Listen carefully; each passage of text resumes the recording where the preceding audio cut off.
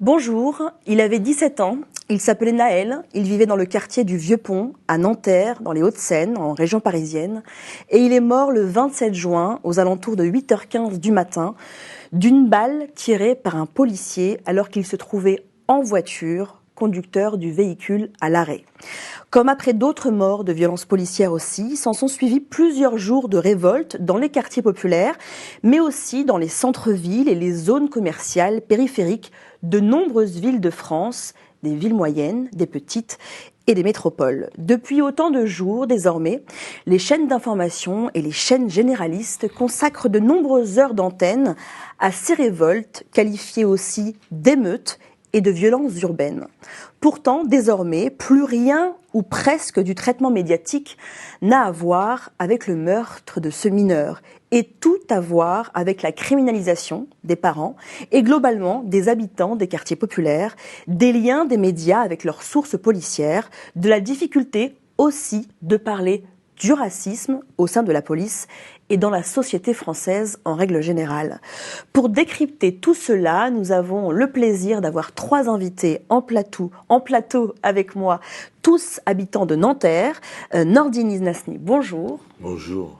Merci d'être là. Vous êtes ce que certains appellent un militant infatigable. C'est une expression que j'ai lue beaucoup dans les portraits et dans les papiers qui vous étaient consacrés. Militant infatigable de la cause des quartiers populaires, de tous les combats depuis les années 80-90. Vous êtes également travailleur social de profession et cofondateur du mouvement Immigration Banlieue.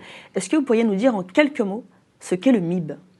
Le mouvement de l'immigration et des banlieues, c'est un mouvement qu'on a monté juste un peu après le Comité national contre la double peine, parce qu'on s'est occupé aussi de la double peine, c'est-à-dire qu'on avait des gens avec qui on a grandi, avec lesquels on a vécu, qui avaient malheureusement fait de la prison, avaient pris des interdictions du territoire ou des arrêtés ministériels, et ils se trouvaient fort dépourvus. Et nous, on est venu en appui avec les familles, on a appris la loi, l'ordonnance de 45, les possibilités de faire le recours ou les requêtes. Et le mouvement de l'immigration et des banlieues, comme on n'était que sur la double peine, on voulait aussi parler des autres problématiques, l'école, le logement, le travail, le racisme, voilà, dans la police. Et la question des droits en règle générale des habitants des quartiers populaires. Et vous avez aussi accompagné nombre de familles de victimes de violences policières ces dernières années. Ahmed Tazir, bonjour. Bonjour Nassera. Vous êtes aussi un habitant de Nanterre, vous êtes journaliste, vous avez longtemps été journaliste à France 2, pendant une dizaine d'années, et puis ensuite à la chaîne parlementaire en tant que journaliste politique. Et vous avez observé depuis votre fenêtre à Nanterre les révoltes immédiatement après le meurtre de Naël. Merci également d'être avec nous aujourd'hui. Merci pour l'invitation. Emando, bonjour. Bonjour. Je donne votre prénom seulement puisque vous ne souhaitez pas donner votre nom de famille. Vous êtes aussi de Nanterre, comme nos 2 autres invités, habitant du quartier du Vieux-Pont. C'est ça. Le quartier donc d'où vient la famille de Naël et d'où venait Naël. Exactement, c'est ça. Et alors vous êtes proche de lui et de sa famille, n'est-ce pas ? Oui, proche de la famille. J'ai été un grand frère pour Naël. Et vous êtes chauffeur ? Chauffeur de bus. De profession. Oui, voilà, depuis 10 ans. Et merci beaucoup. Je sais que vous avez un peu hésité avant de venir. En tout cas, autour de vous, oui, bien sûr. C'était pas évident de persuader les gens de venir. Oui, bien évidemment, parce que voilà, on ne sait pas sur quel terrain on va rentrer lorsqu'on est convoité par des émissions télé. Donc voilà, j'ai été, j'ai été convoité par une amie que je connais depuis de nombreuses années qui a dit que c'était très bien de pouvoir y aller et de pouvoir parler de choses très importantes, quoi, parce que c'est une chose qui est grave, qui s'est passé et qu'il fallait parler. Et pour nous, c'était également très important de vous recevoir. Exactement. Et de vous entendre. Merci également d'être là. Le 3 juillet 2023, l'émission Télématin sur France 2 nous annonce que l'enquête de l'IGPN, analysant donc la vidéo amateur qui a été filmée lors du tir policier sur Nahel, eh bien, l'émission Télématin nous annonce que l'enquête a beaucoup progressé. C'est le mot qui est utilisé par le journaliste. Regardez. Où en est l'enquête de l'IGPN, l'Inspection Générale de la Police Nationale ? Selon nos informations, l'IGPN a beaucoup progressé sur l'analyse de la vidéo du tir qu'on a beaucoup vu la semaine dernière. Vous savez, dans cette vidéo, on devine une discussion lors du contrôle. Certains avaient cru entendre les policiers dire à Nahel « Je vais te mettre une balle derrière la tête » ou « Shoot-le », ce qui laisse penser à un tir prémédité. Eh bien, aujourd'hui, l'IGPN, cette police des polices, n'a pas du tout la même analyse. Elle entend les policiers demander à Nahel à plusieurs reprises « Coupe », sous-entendu « coupe le moteur » et « mets tes mains derrière la tête », ce qui n'est pas une menace mais plutôt une sommation. Le jeune Nahel aurait lui répondu « pousse-toi avant de redémarrer ». Alors pour en avoir le cœur net, eh bien cette vidéo a été transmise aux gendarmes de l'IRCGN, qui est un service spécialisé. Ces analyses audio n'ont pas donné grand-chose pour l'instant, ni dans un sens ni dans l'autre. Ça ne veut pas dire que le policier tireur n'est plus mis en examen. Elle avait tout soupçon, il est toujours mis en examen et placé en détention provisoire. Voilà. Sauf que, eh bien, notre journaliste d'Arrêt sur Image, Paul Aveline, a creusé un petit peu ces affirmations qui ont été faites donc par France 2, et on apprend que la police des polices, donc l'IGPN, dément cette information qui a été donnée donc par France 2, et puis Mediapart également, qui indique dans cet article, je cite, l'IGPN ne tire absolument pas ses conclusions à ce stade, puisque la vidéo est toujours en cours d'analyse, confirme une source au sein du ministère de l'Intérieur qui regrette, je cite toujours cette source, un emballement. Et puis Le Parisien qui affirme, lui, ce mercredi 5 juillet, dans cet article, dans une enquête donc, que selon la première exploitation de cette vidéo réalisée par les enquêteurs de l'IGPN, cette phrase choquante « tu vas prendre une balle dans la tête » qui n'a pas sa place dans la bouche d'un policier, semble bien avoir été prononcée au cours de l'intervention. Et Le Parisien ensuite poursuit une première analyse qui devra toutefois être confirmée par une expertise qui est en cours auprès de l'Institut de recherche criminelle de la gendarmerie. Voilà, on passe donc de cette information donnée par France 2 à un démenti et puis eh bien, en fait, à ce qu'on apprenne que finalement les conclusions ne sont pas encore données. Quand vous apprenez ça, quand vous regardez ce genre de traitement médiatique, Mando, comment vous recevez tout ça ? Comment est-ce que je reçois ça ? Je vois qu'ils sont en train de se jeter la balle. C'est-à-dire, oui, c'est pas moi qui ai dit ça, c'était le média, c'était le média. On a tous vu la vidéo, on a tous entendu la vidéo, on a tous entendu les mêmes mots. Voilà, ces mots choquants de la bouche du policier qui a choqué toute la France. Et aujourd'hui, ils essaient de nous faire croire qu'il n'a pas dit ces mots. Donc ça me choque. Même le fait de revoir ces vidéos, ça me fait encore quelque chose. Oui, j'imagine. Parce que, voilà, c'est horrible. C'est horrible de voir ça, de voir pointer son arme et de dire de tels propos. Donc je suis encore bouleversé, je vous mens pas. Je sais parce que je l'ai vu quand on a passé le sujet. Bien sûr. Hein. Je voyais que vous évitiez presque parfois de regarder l'image. C'est une vidéo qui est assez trash, mais il faut y faire face. Donc lorsque j'ai vu à Télématin le monsieur ici présent qui dit que l'IGPN avait conclu qu'il n'avait pas dit shoot-le, mais coupe le moteur, mets les mains derrière la tête. Cela m'a bien fait rire. Pourquoi ? Parce que je me dis, pourquoi mettre les mains dans la tête lorsqu'on est dans un véhicule ? Je ne vois pas de logique dans ça. D'accord ? C'est plutôt les mains sur le volant et couper le contact. Voilà. Nous nous sommes tous fait déjà contrôler au moins une fois dans notre vie. Et je pense que c'est le premier protocole que les policiers engagent envers un citoyen lorsqu'il leur demande de coopérer avec eux pour pouvoir établir un contrôle d'identité ou un contrôle routier ou caisse. Ça paraît plein de bon sens ce que vous dites. Bien sûr. Et je crois que c'est la première fois que je l'entends dit de cette manière-là. Qu'est-ce que cela vous inspire, vous, Nordine, sur la manière dont les médias ont globalement traité ce sujet depuis maintenant une dizaine de jours ? C'est malheureux, mais j'ai l'impression à chaque fois de revivre revivre les mêmes choses. C'est-à-dire, dans un premier bord, ils essayent de faire croire que le policier n'a jamais eu l'intention de tirer. Et nous, on le voit. Et on entend en plus de ça les propos comme tout le monde. Hein. Et malheureusement ou heureusement, il y a eu des images. Ces images-là, elles nous permettent de penser parce qu'il y a eu d'autres affaires comme ça, malheureusement. Pourquoi, Nordine, vous dites malheureusement ou heureusement? Qu'est-ce que vous voulez dire par là? Malheureusement, ils essayent toujours de bidouiller. Ça fait un peu bizarre de bidouiller les choses. La police des polices, c'est bien gentil. Mais pour moi, en tout cas en tant que militant, elle aide plutôt les policiers à essayer de s'en sortir, voilà, que d'essayer de trouver la vérité. Donc, quand on voit des images comme ça, avec un véhicule comme ça me fait penser à l'affaire de Villiers-le-Bel. Hein, en 2017. En pleine nuit, ou à d'autres affaires, l'affaire de Damary Lélis, où on a un gamin qui est dans la voiture à sa mère, et on entend à la télé, la voiture est volée, il a voulu rentrer dans un barrage de police, mais faux, totalement faux, on l'a démontré, il a fallu qu'on déconstruise un peu toutes leurs paroles, parce que, voilà, mais je veux dire, on est malheureusement habitué à ce genre de déclaration de la part de certains journalistes qui, à mon avis, ils devraient mieux travailler, quoi. Parce que quand on parle de mort de jeunes dans le quartier, eux, c'est pour ça qu'il y a des difficultés après avec les journalistes pour rentrer dans les quartiers.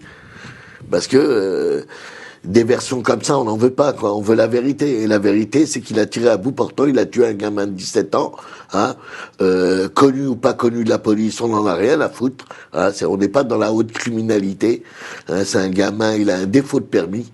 Hein, peut-être le problème au niveau de la location, mais ça, c'est avec c'est avec l'agence de location. Hein. Donc, on est toujours en train de, comme je dis, moi, c'est comme s'ils voulaient le tuer une deuxième fois. Et ça, c'est pas possible. Ahmed Tazir, vous avez travaillé en service information générale à France 2, il y a plusieurs service politique à côté. Mais service bon, c'était les voisins. À France 2.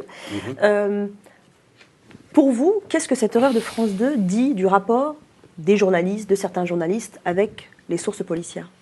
Version de la police contre version des jeunes, éternel dilemme sur les violences policières. Moi, je me rappelle quand je travaillais donc au service politique de France 2, le service à côté s'appelait service information générale. C'est l'ancêtre du service police-justice qu'on retrouve à BFM, LCI ou CNews.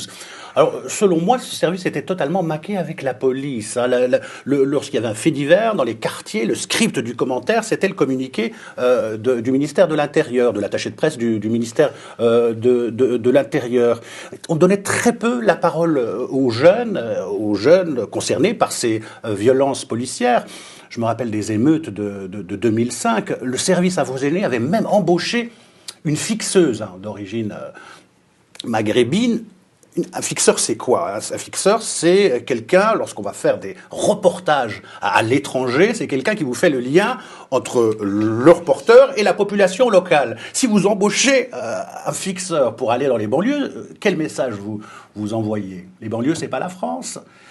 Et donc voilà, éternel dilemme, on privilégie la parole de la police alors que les retours des jeunes sur les violences policières existent. Moi, ils me racontent, j'habite Nanterre depuis 25 ans, on me raconte, ça commence par des baffes, ça se poursuit par des coups de pied, des insultes. J'ai même assisté avec des collègues qui étaient assis en train de discuter, des habitants de Nanterre qui discutaient devant une voiture, un policier jeune, ce sont souvent de jeunes policiers qui arrivent, et un spray sur la tête, comme ça, pour rien, de gaz lacrymogène, en pleine face. Là, j'étais témoin. Ces jeunes ne parlent pas, on ne leur donne pas la parole. Alors pourquoi on ne leur donne pas la parole? Parce que Nanterre, c'est à côté de France Télévisions. Je veux dire, on est à combien de minutes en voiture?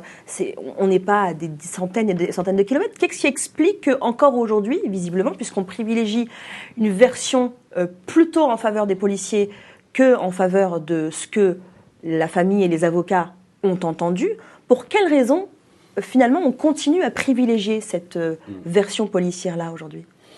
Vous dites Nanterre, c'est à côté de Ballard, dans France Télévisions ou d'autres médias, ou de l'Assemblée nationale, pas loin du 7e, mais c'est d'un autre monde. C'est juste à côté, mais c'est deux mondes différents. Nanterre, où j'ai habité pendant 25 ans, c'est quoi, hein? C'est les Pablo Picasso, hein, 13 500 habitants, 18 immeubles, les fameuses touraillots, hein, voilà, classé au patrimoine de l'UNESCO, hein, s'il vous plaît. C'est 98% de logements sociaux, 35% de la population qui a moins de 19 ans, hein, au Pablo Picasso, donc c'est très jeune, c'est beaucoup de précarité, beaucoup de chômage, beaucoup de familles monoparentales, hein, des femmes, des papas qui s'occupent de leurs enfants seuls. C'était le cas de Naël, si je ne m'abuse. Mais en même temps, beaucoup de solidarité, beaucoup d'entraide. On l'a vu, j'ai pu le voir pendant le confinement de 2020. Eh bien, voilà, tout ça, vous avez cette concentration de problèmes sociaux qui ghettoise l'endroit. Alors vous me dites pourquoi les journalistes n'y vont pas. Il y a le trafic de drogue, hein, on va en parler certainement au cours de cette émission. C'est difficile, surtout quand vous travaillez en télévision, de ramener une caméra, et quand vous avez des jeunes qui guettent et qui vendent du cannabis. Il y a le profil sociologique aussi des journalistes. Journalistes d'aujourd'hui en télévision ou en presse écrite, il a fait Sciences Po, après il a fait une école de journalisme en 3 ans.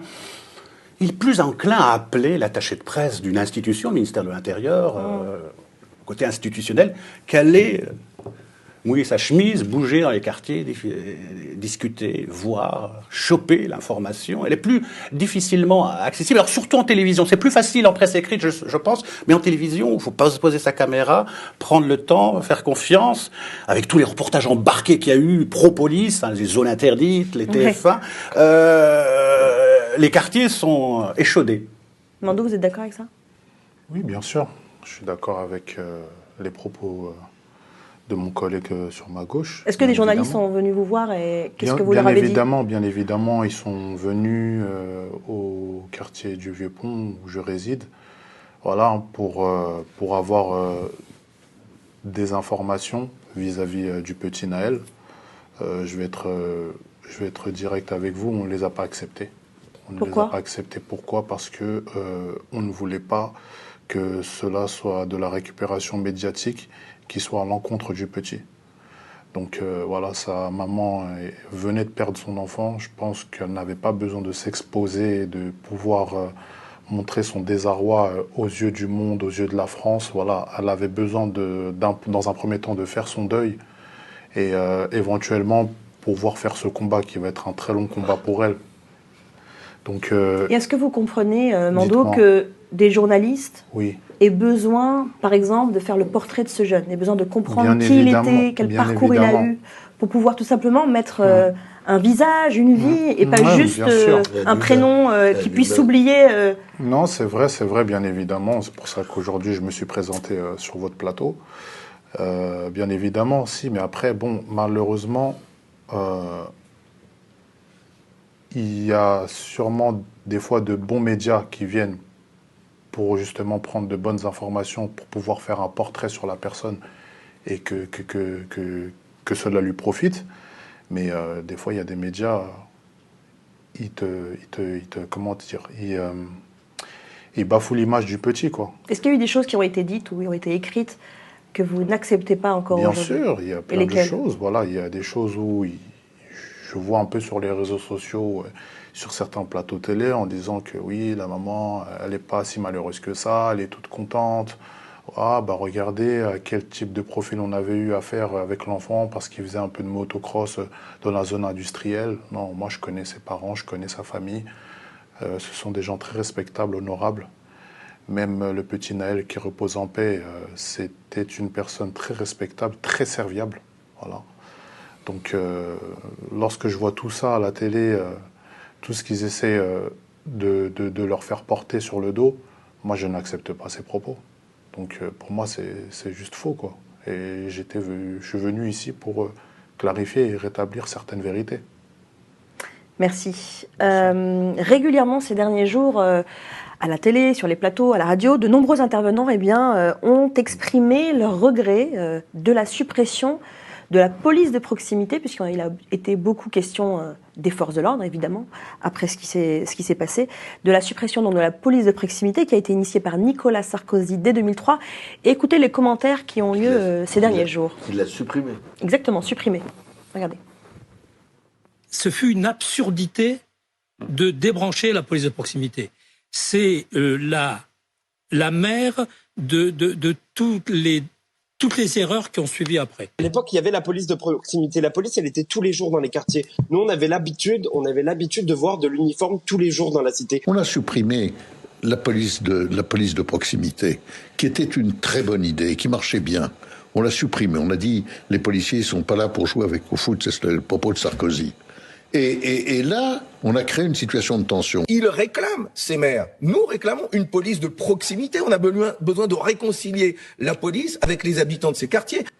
Voilà, on a l'impression qu'à les entendre, la police de proximité était un peu la formule magique des rapports pacifiques entre les habitants des quartiers populaires et la police. Est-ce que c'est comme ça vous-même que vous l'avez vécu, vous, Nordine ? Ben, nous, moi, bon, par rapport à ma génération, moi j'ai 60 ans, donc imaginez, eux, je les voyais beaucoup dans les bases de loisirs et même dans les quartiers. Dans les bases de loisirs, ils faisaient l'été, ce qu'on appelait la prévention été chaud. Donc il y avait plein de petites activités, vélo, mobilette, tir à l'arc. Animés par les policiers. Bien sûr. Je me rappelle parce que comme j'ai travaillé à Trappes ou au bureau, dans les bases de loisirs, il y avait, voilà. Et ça permettait d'échanger. Ça veut pas dire qu'on va devenir des copains, des amis, mais humainement parlant, ça change les choses. Mais je pense qu'il y a des gens qui sont des petits politiciens, même s'il est président. Je pense que, pour moi, c'est quand même une erreur, ça. Qu'est-ce qui a été une erreur ? De supprimer. De supprimer. Voilà. Parce que quand même, ça, les gens, ils pouvaient parler avec les policiers. Les policiers, ils étaient, à mon avis, c'était un aspect humain.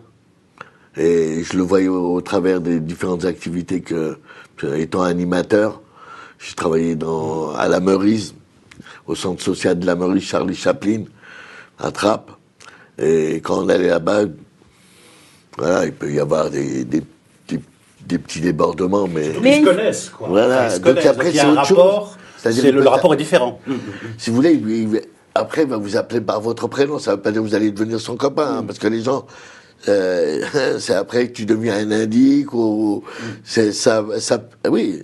Il y a une forme de nostalgie en fait. On a l'impression. Est-ce qu'on surjoue ça aujourd'hui a posteriori? Est-ce qu'on reproduit une image qui n'a pas forcément existé? Est-ce que oui, il y a une forme de nostalgie ou pas? Il peut y avoir une forme de nostalgie, mais en même temps, même dans cette période-là, s'il y avait des opérations été chaudes, c'est pour éviter que les gamins ils pètent tout, quoi. Il faut pas oublier tout ça. Ces opérations-là, elles ont été mises en place suite à des émeutes.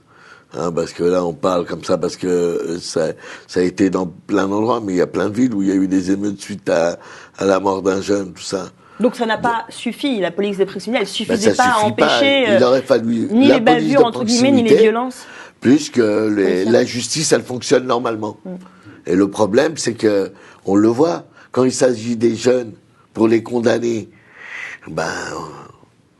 c'était très dur. Moi, de mémoire, je m'en rappelle, c'était très dur. C'est des peines bien longues. Et voilà, c'est quelque chose dont je me rappelle, c'est que dans les bases de loisirs, on pouvait échanger avec eux. Voilà, ça veut pas dire que tous ils étaient bien. Hein.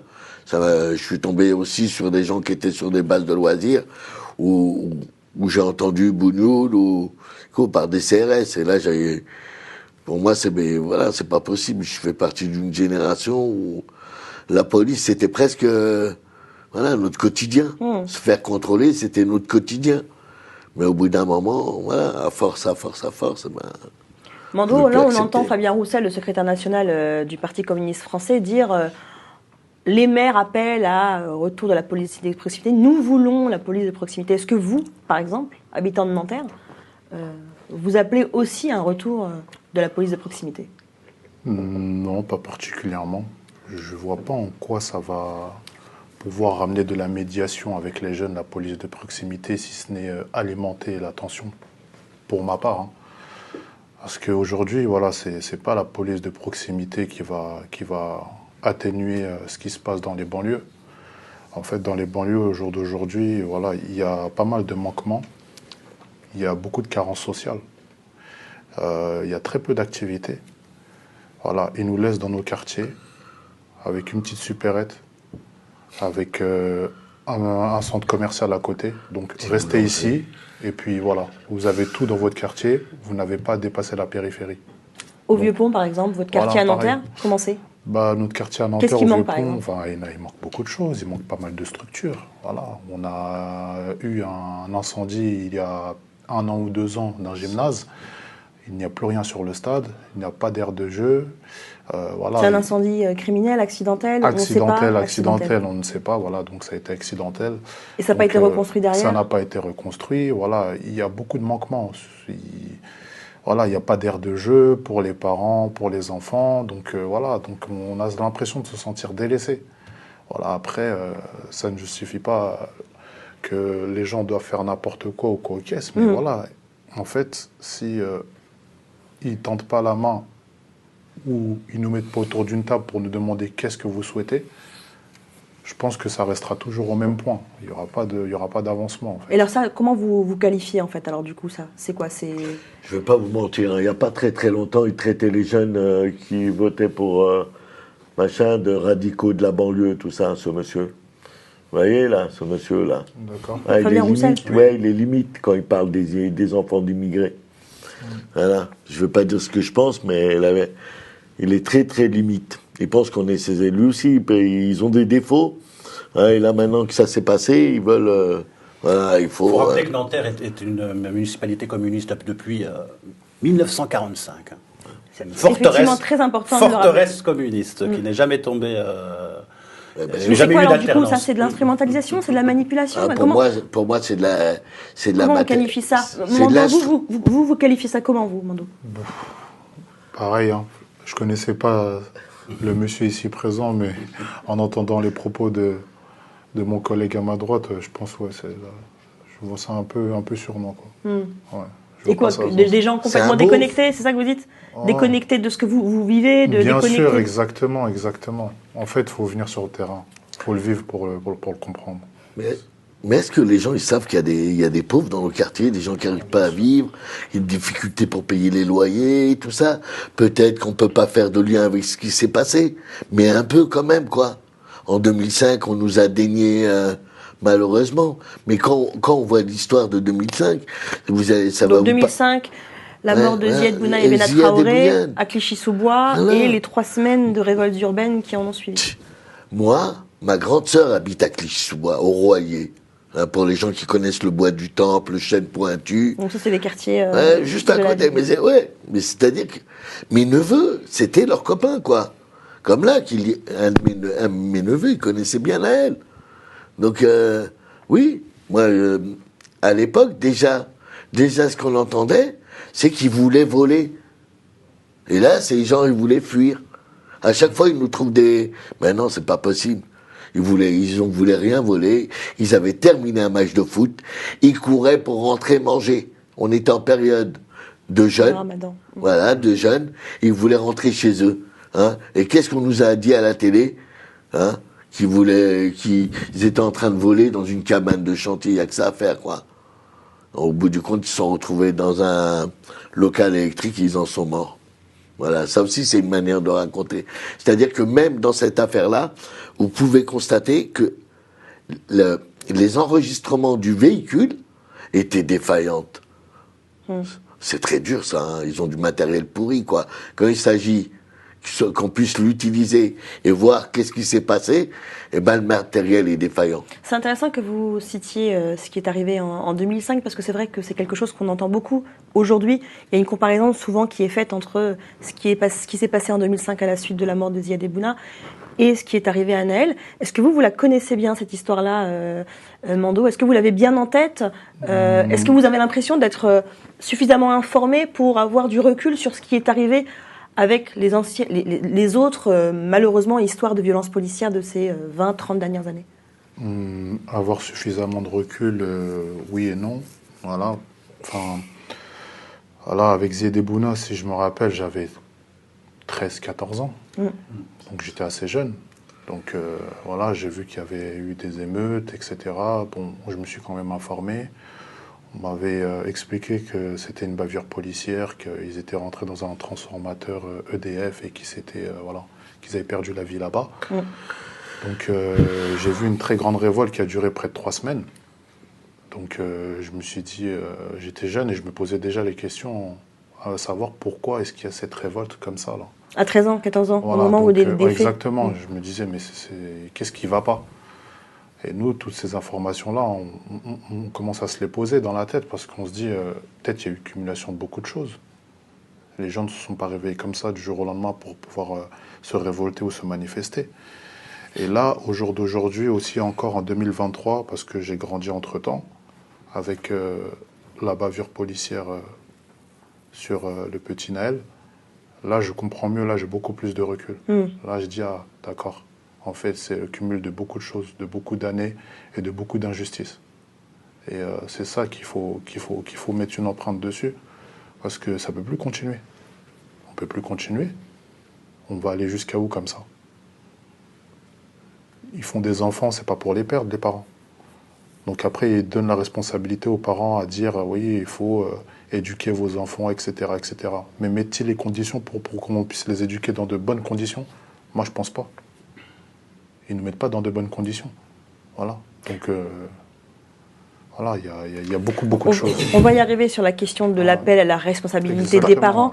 Mais avant d'y aller, j'aimerais quand même qu'on puisse regarder un certain nombre d'images qu'on a vues ces derniers jours, notamment celles des bâtiments publics qui ont été attaqués, qui ont été incendiés, qui ont été brûlés, les écoles, les médiathèques, les centres sociaux, bus publics également, lors des nuits de révolte qui ont donc suivi la mort de Naël. À Aubervilliers, Nanterre, Lyon, Marseille, des dizaines de bus incendiés, des centres culturels saccagés, des écoles, des crèches détériorées, mais également des commissariats et des mairies qui ont été attaqués. Parmi les dizaines de villes visées par les incendiaires et les casseurs, Amiens, dans la Somme, une école maternelle, la piscine municipale, un centre d'aide sociale, une mairie de quartier, une salle de sport ont été vandalisés. La plupart de ces équipements collectifs seront inutilisables pendant de longs mois. Au milieu des cendres et des décombres, quelques pages d'un livre de français et les manteaux de certains enfants épargnés par les flammes. Pour le reste, dans cette école élémentaire, tout a entièrement brûlé lors des émeutes dans la nuit de mercredi à jeudi dernier. Respectons nos propres quartiers. Quand on s'attaque à la bibliothèque de Clichy-sous-Bois, comme c'était cette nuit, on met en péril la rentrée scolaire, on met en péril... Cette bibliothèque, on l'ouvre tous les dimanches depuis deux mois pour préparer les concours de nos étudiants. Au total, plus de 200 bâtiments publics ont été touchés.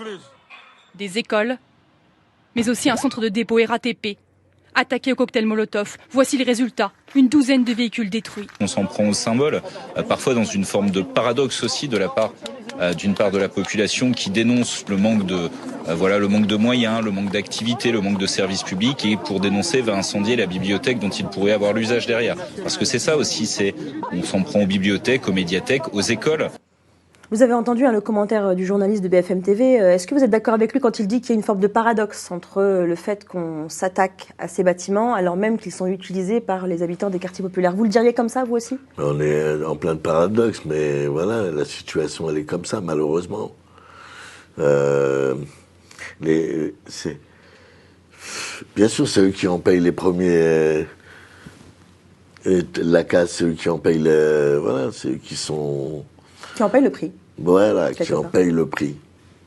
Et malheureusement, je le dis,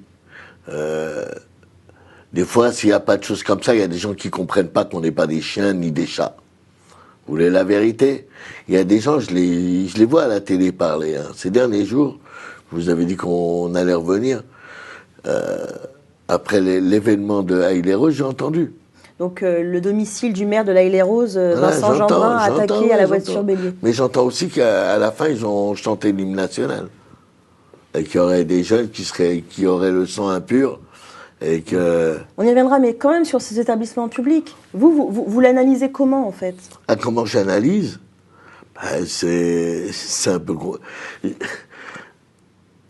c'est un peu particulier, hein, parce que là, en l'occurrence, il y a des écoles, il y a des lieux de vie où les gens utilisent. Ben, ça va les desservir eux. On va les accuser de tous les maux de la société. Mais la vérité, c'est que ça reflète un peu l'état d'esprit dans lequel une partie de la population est. C'est-à-dire qu'on se préoccupe pas d'elle, mais on se préoccupe d'elle à partir du moment où il y a des événements comme ça.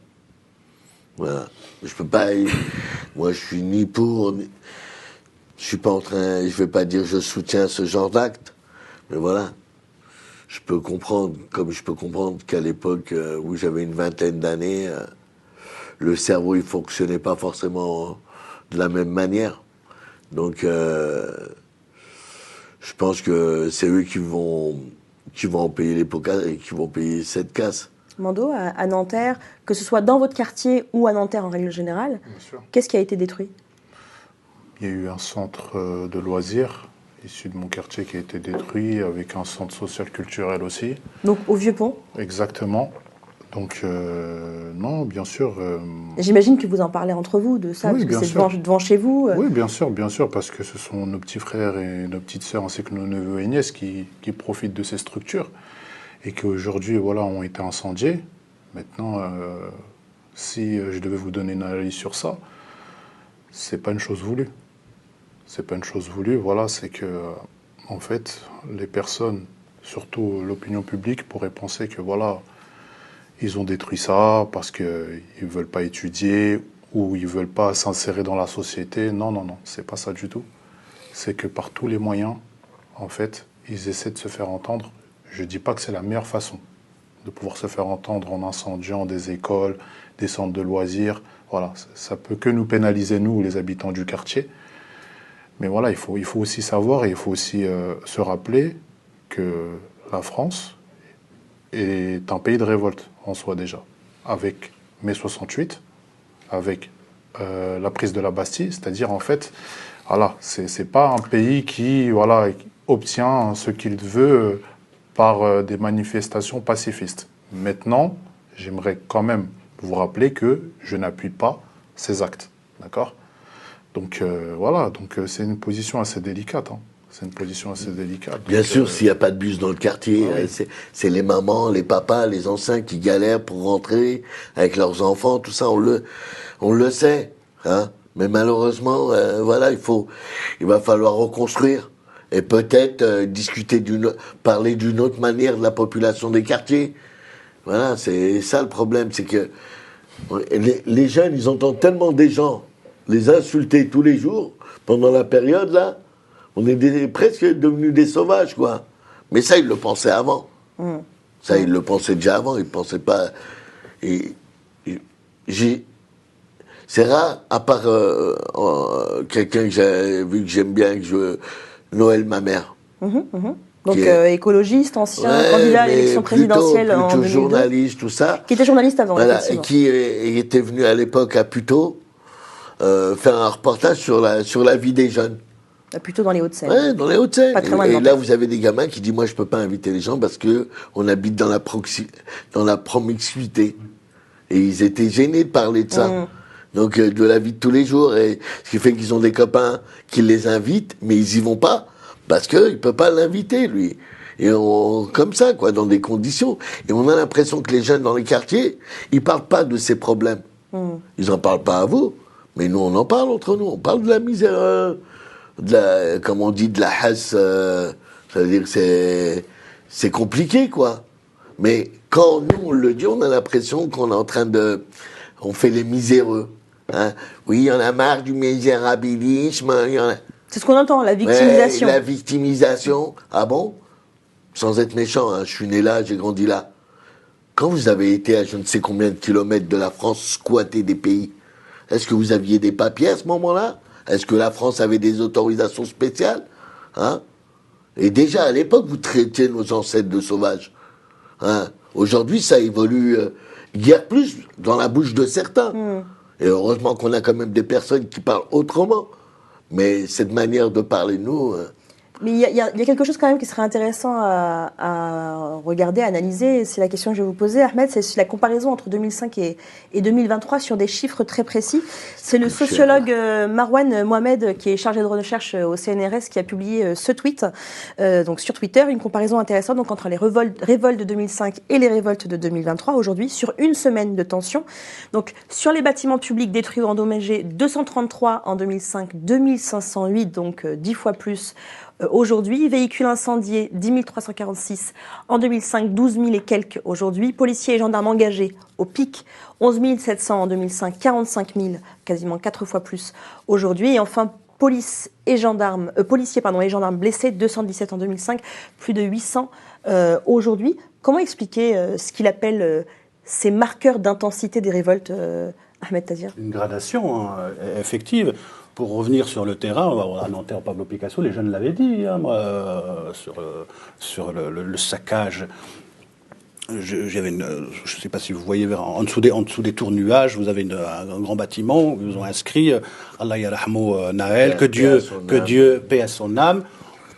On va tout brûler, on va tout saccager. Donc ils l'ont dit. Et il y a un lien direct entre la mort du petit Naël, donc le 27 juin à 8h16 du matin, tué lors d'un contrôle routier à 17 ans, et ces bâtiments brûlés. Alors ils ont brûlé quoi? Moi, en bas de chez moi, ils ont brûlé un centre culturel. Bien sûr que ça va pas leur rendre service. Mais pourquoi expliquer que c'est quasiment 4 fois, 5 fois, 6 fois plus sur les items qui sont donc analysés par le sociologue Marwan Mohamed? Comment vous l'expliquez? Allez-y. Il y a l'intensité, il y a une grande différence déjà aussi avec 2005. En 2023, on a les réseaux sociaux. On a Snapchat, on a TikTok, et il y a eu beaucoup de rassemblements. On s'est regroupés, on s'est donné rendez-vous. D'ailleurs, pour le coup, la police était au courant.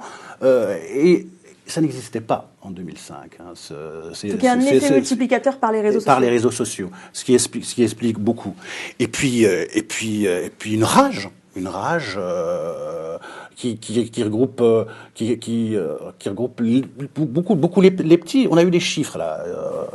C'est Gérald Darmanin qui était, pour le coup, c'est les chiffres du ministère de l'Intérieur, qui était auditionné donc au Sénat.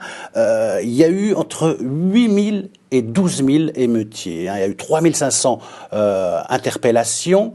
60% des interpellés n'ont pas de casier judiciaire. C'est-à-dire, ils n'ont jamais rien fait avant. Donc vraiment, c'était pour Naël. Pour Naël.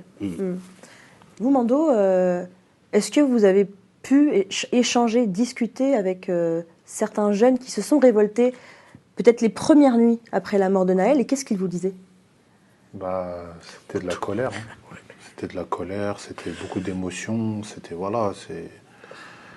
des amis proches, c'était de la famille, ils étaient peinés par ce qui s'était passé. Et qu'est-ce qu'ils disaient? La colère, comment elle s'exprimait? La colère, elle s'exprimait justement à se faire entendre. À se faire entendre, à ce qu'il y ait une justice cette fois-ci, que ça ne reste pas impuni. Parce que ils sont venus, les policiers, au sein du quartier. Avant qu'il y ait tous ces événements, on a parlé. On leur a dit pourquoi. Pourquoi encore et encore et encore et encore? Quand est-ce que ça va s'arrêter?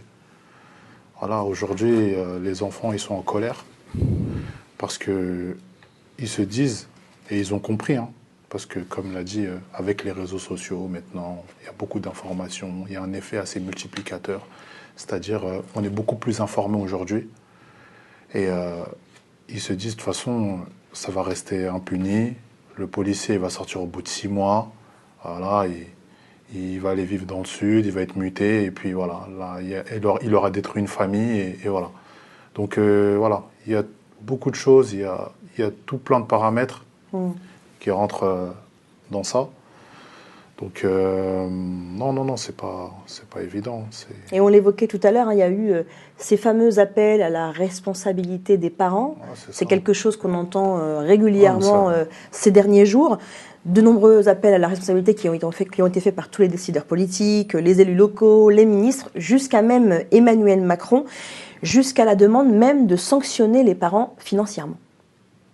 Ça me paraît essentiel de rappeler que les parents qui ne s'intéressent pas à leurs gamins, qui les laissent traîner la nuit en sachant où ils vont aller, quand ils ont 13, 14 ans, ils encourent 2 ans de prison ferme et 30 000 € d'amende. Très franchement, de vous à moi, si demain vous attrapez votre gamin qui descend dans la rue pour brûler des véhicules de police, ou les caillasser des pompiers, ou piller des magasins, la méthode c'est quoi?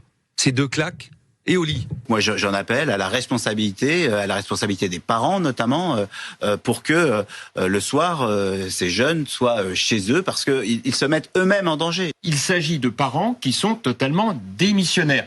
Comment peut-on accepter que des enfants qui ont 12 ans, 13 ans, 14 ans, 15 ans soient à 2 heures du matin dans les rues en train de cogner comme ils le font? Un tiers des interpellés de la dernière nuit sont des jeunes, parfois des très jeunes. C'est la responsabilité des parents de les garder au domicile. Et donc il est important pour la quiétude de tous que la responsabilité parentale puisse pleinement s'exercer, et j'en appelle au sens de la responsabilité des mères et des pères de famille. La République n'a pas vocation à se substituer à eux.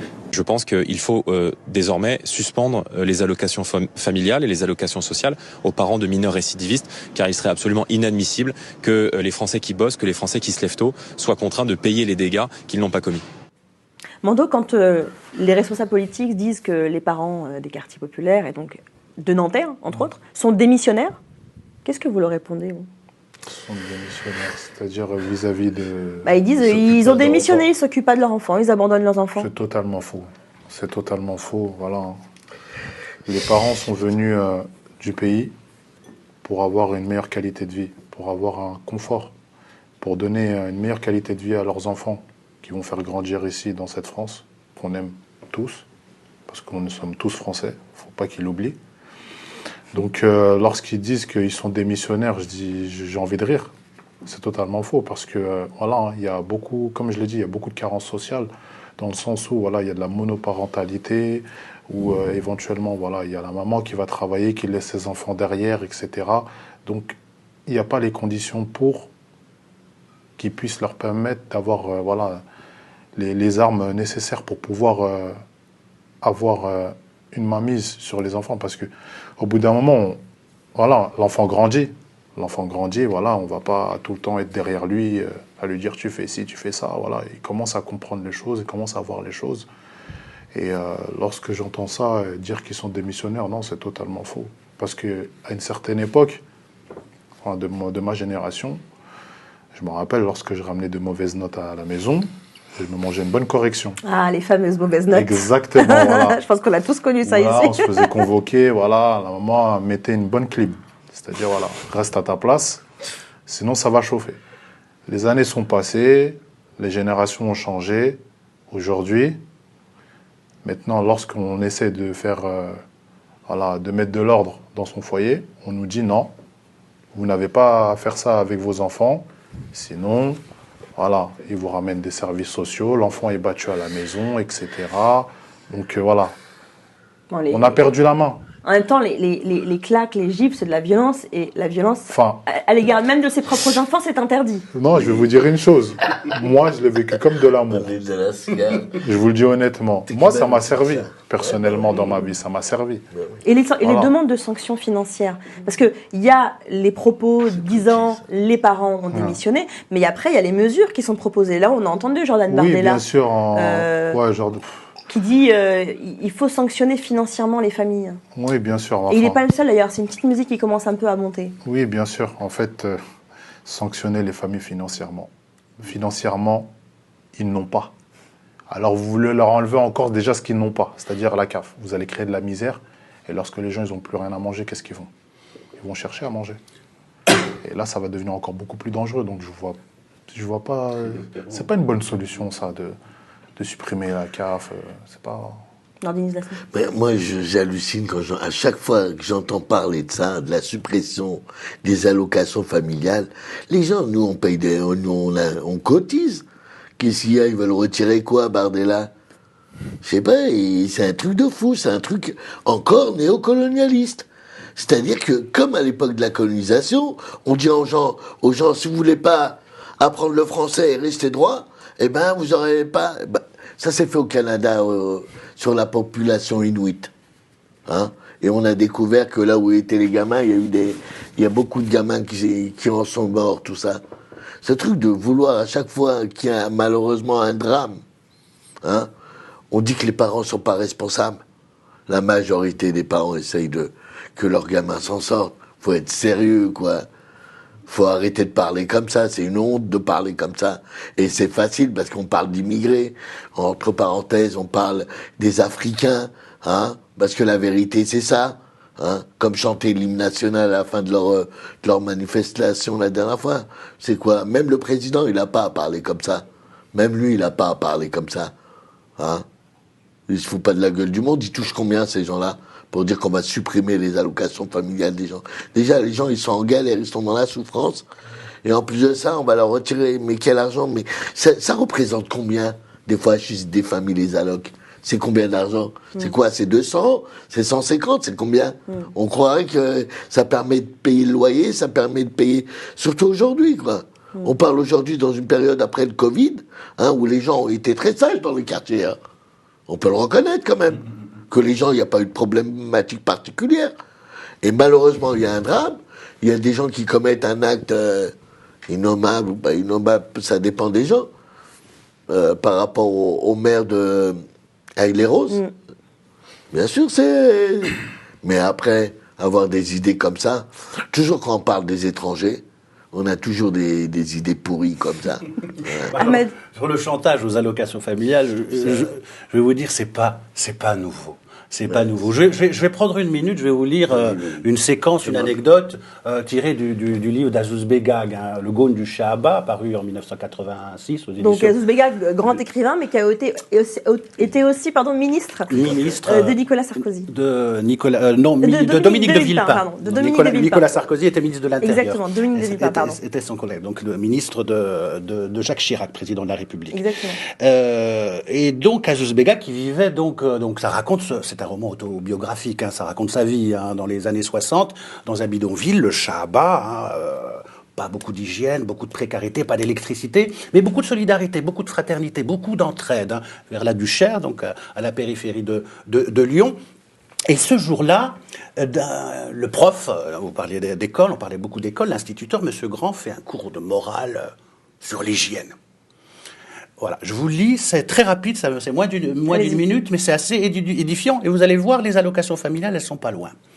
Maintenant, reprend l'instituteur, vous allez tous enlever vos chaussettes et les mettre à plat sur la table. Je vais vérifier la propreté de chacun d'entre vous. Le prof passe dans les rangs, hein, pas très propre ça. Ah, ça c'est très bien. Monsieur Grand arrive auprès de Moussaoui. Moussaoui, c'est le dernier de la classe, un peu rebelle. Pas de chaussettes sur la table. Mes chaussettes, je les enlève pas. C'est pas le service d'hygiène ici. Puis d'abord, t'es pas mon père pour me donner des ordres. Tu as les pieds sales, Moussaoui. Tu as les pieds sales. C'est pour cela que tu veux pas ôter tes chaussettes. Rétorque le maître. Alors l'incroyable se produit, hein, je vous épargne les insultes de Moussaoui, se transforme un peu en Mohamed Ali, un boxeur. Si tu veux te battre, viens, tu me fais pas peur, rétorque Moussaoui. On réglera ça chez le directeur. Le directeur, je le nique. Vous serez expulsé de l'école. Tu sais où je me la mets, ton école? Et l'instituteur d'Asséné, continuez quand vos parents ne toucheront plus les allocations familiales, vous serez content. Voilà, ces derniers mots assomment Moussaoui. L'argument est de taille, hein, qu'on l'expulse de l'école, soit, mais qu'on touche au portefeuille de son père parce qu'il voulait pas poser ses chaussettes sur la table. Ça, non, la peur apparaît sur son visage et ses yeux retombent sur son bureau, vaincu. Okay. Voilà, moi je pose la question, qui est le plus violent?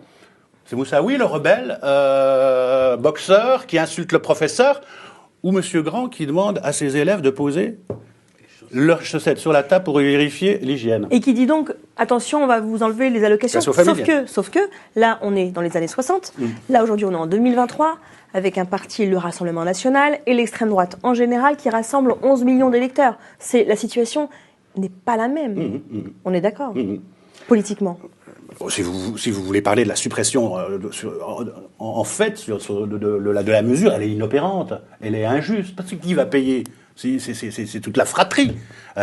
Si vous avez un frère délinquant, mais vous avez un petit frère et une petite sœur qui bossent bien à l'école, qui veulent s'en sortir, c'est eux, tous, hein, qui vont payer. Donc, ces mesures inopérantes, inefficace et fondamentalement injuste. Je me rappelle d'une anecdote. J'ai eu un problème en classe en CM1. Quelle mémoire, Nordine. Je me souviens pas de ce que j'ai mangé hier, pardon. Non, mais c'est pas ça. Comme c'était en CM1, on avait été en classe des neiges. À l'époque, on avait cette possibilité-là à Nanterre, tout ça. Et je me suis pris la tête avec la maîtresse. Et il y a mon père qui est venu à l'école.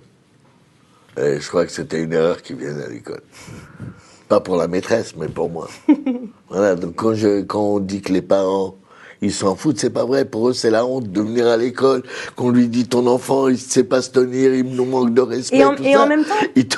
Et moi, il m'a claqué. Je vous dis franchement, il m'a mis une claque. Mais en même temps, Nordine, c'est intéressant ce que vous dites, parce que c'est des images que j'aimerais vous montrer.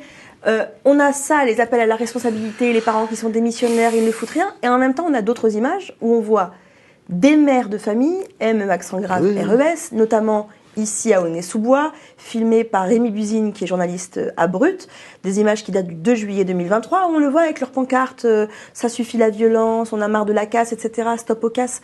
Je veux dire, il y a un paradoxe. Je veux dire, d'un côté, on nous parle d'un parent démissionnaire, mais de l'autre, ces parents-là, ils manifestent. Ça, ils le retiennent pas. C'est des parents. Ouais, ça, ils le retiennent pas. Ça montre la responsabilité des parents lorsqu'on voit ça. Et pourquoi ils le retiennent pas, Mando? Ils prennent ce qui les arrange, pour ma part. Pour salir plus facile. Voilà, tout simplement, pour ternir l'image des parents issus des quartiers populaires. Voilà, on le voit. Hein. Il y a des mamans, des grandes sœurs, voilà, des filles d'autrui, qui disent stop à la violence, voilà, stop aux casses. C'est qu'elles ont une responsabilité, une part dans tout cela. Elles n'ont pas attendu qu'on les menace de leur enlever la cave pour aller dans les rues. Non, pas du tout. Voilà. Donc, il a raison. Hein. Je ne sais pas ce que je vais dire de plus, mais... S'il n'y a rien dit de plus, on ne dit rien de plus. C'est pas ça. On peut rester sur ça aussi. Moi, tout ça, je le sais. Je le sais. Que ce soit les mamans, les papas, les grandes sœurs, dans les quartiers, les gens ne s'en foutent pas. C'est pas tellement ces images-là qu'on a vues aussi. Hein. Là, c'est des images issues de Brut, sur un réseau social, Twitter. Elles ont été diffusées effectivement sur les chaînes généralistes, mais pas tant que ça. En revanche, les appels politiques à la responsabilité des parents, ça, on les a vus partout. Ils nous ont envahis. Ils nous ont envahis. Franchement, ils nous ont saoulés. Oui, Ahmed. Il faudra poser la question de la responsabilité aussi des politiques sur cette ghettoisation. Je vais vous expliquer la massification, la massification, la concentration des problèmes sociaux dans un même endroit. Je vais vous expliquer Nanterre. Nanterre, il y a 18 immeubles, donc les Touraillots. Une partie des immeubles appartiennent à Là, Pablo Picasso. Hein. Pablo Picasso, voilà. Là, c'est le journaliste politique qui va parler. Une partie appartient à la mairie de Nanterre, donc communiste, et une autre partie appartient à l'office public HLM des Hauts-de-Seine, donc 92, donc basé à Levallois. Qu'est-ce qui s'est passé dans les années 80 ? Levallois, c'était une zone industrielle, hein, c'était un symbole industriel qui est passé dans le tertiaire. Avec la désindustrialisation de la France, après les chocs pétroliers dans les années 70, il y avait Citroën, il y avait Peugeot à Levallois. Eh bien, tout ça disparaît. Hein. Levallois, c'était un tiers de retraités, un tiers de cadres et un tiers d'ouvriers.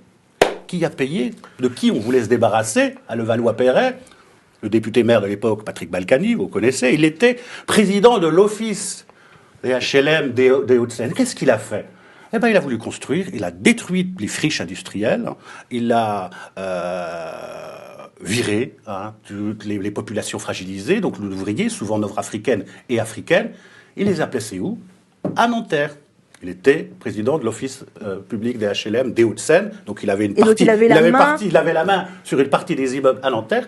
Il a renvoyé tout ça, donc les populations fragiles, à Nanterre. Donc il faisait coup double, hein, il se débarrassait donc d'un problème, des populations précarisées donc à Levallois-Perret. Il les remplaçait par des zones résidentielles hein, et des bureaux, beaucoup de bureaux. Hein, on l'appelait le maire bâtisseur à l'époque.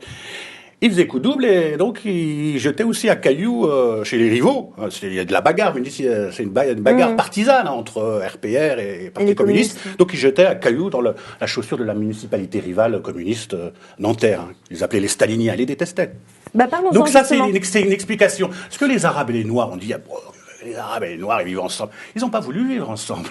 C'est aussi la conséquence de politiques municipales, de politiques publiques, même locales, concernant le logement. C'est pas qu'ils n'ont pas voulu, c'est qu'on leur a pas demandé leur avis. On leur a pas Parce demandé qu'en leur réalité, avis. ils vivent ensemble aujourd'hui. Ils vivent ensemble. Et c'est intéressant là, sur la question de la responsabilité des politiques, parce que on le voit, il y a eu aussi un autre défilé, non pas les maires ME accent grave RES, mais les maires MAI-RES, à la suite, vous le disiez tout à l'heure Nordine, de l'attaque à la voiture bélier du domicile du maire de l'Aille-les-Roses dans le Val-de-Marne, Vincent Jeanbrun. Donc son domicile a été attaqué dans la nuit du samedi 1er au dimanche 2 juillet. Eh bien, un rassemblement avec des maires, des élus locaux, des députés de la région francilienne a été organisé. C'était pardon ? Avant-hier. Oui, c'est ça, il y a 2-3 jours. J'arrive pas à retrouver la date, pardonnez-moi. On va le voir de toute façon à l'écran. Et regardez cette masse d'élus locaux se retrouver donc tous ensemble pour dénoncer, disent-ils, les violences urbaines. Il y a plus généralement un sursaut individuel et presque citoyen, si j'ose dire, à l'égard de ceux qui exercent au quotidien, parfois pour des sommes absolument ridicules et qui consacrent leur temps pour être au service de leurs concitoyens. On a un monsieur Michel, par exemple, qui nous a expliqué qu'il était extrêmement choqué qu'on s'attaque à la figure même du maire, qui est censé être une figure d'autorité, une figure politique respectée, proche de la population, même plus importante que d'autres élus qu'il ne croise jamais sur le terrain. C'est un rôle extrêmement ingrat aujourd'hui que d'être élu, avec des indemnités ou une rémunération qui n'est pas quasiment jamais à la hauteur du temps passé et de l'énergie déployée pour assumer ses fonctions comme le font la plupart des élus. Aujourd'hui, il faut avoir du courage quand on voit ces images pour se dire je vais m'engager dans la vie de ma municipalité, dans ma mairie. Si c'est pour être pris pour cible derrière, c'est vrai que c'est extrêmement compliqué. Vous le voyez, cette Marseillaise qui est en train d'être entonnée ici dans les rues de l'Aille-les-Roses, aussi bien par les habitants que par les élus. Je vous laisse écouter notamment une partie de la Marseillaise.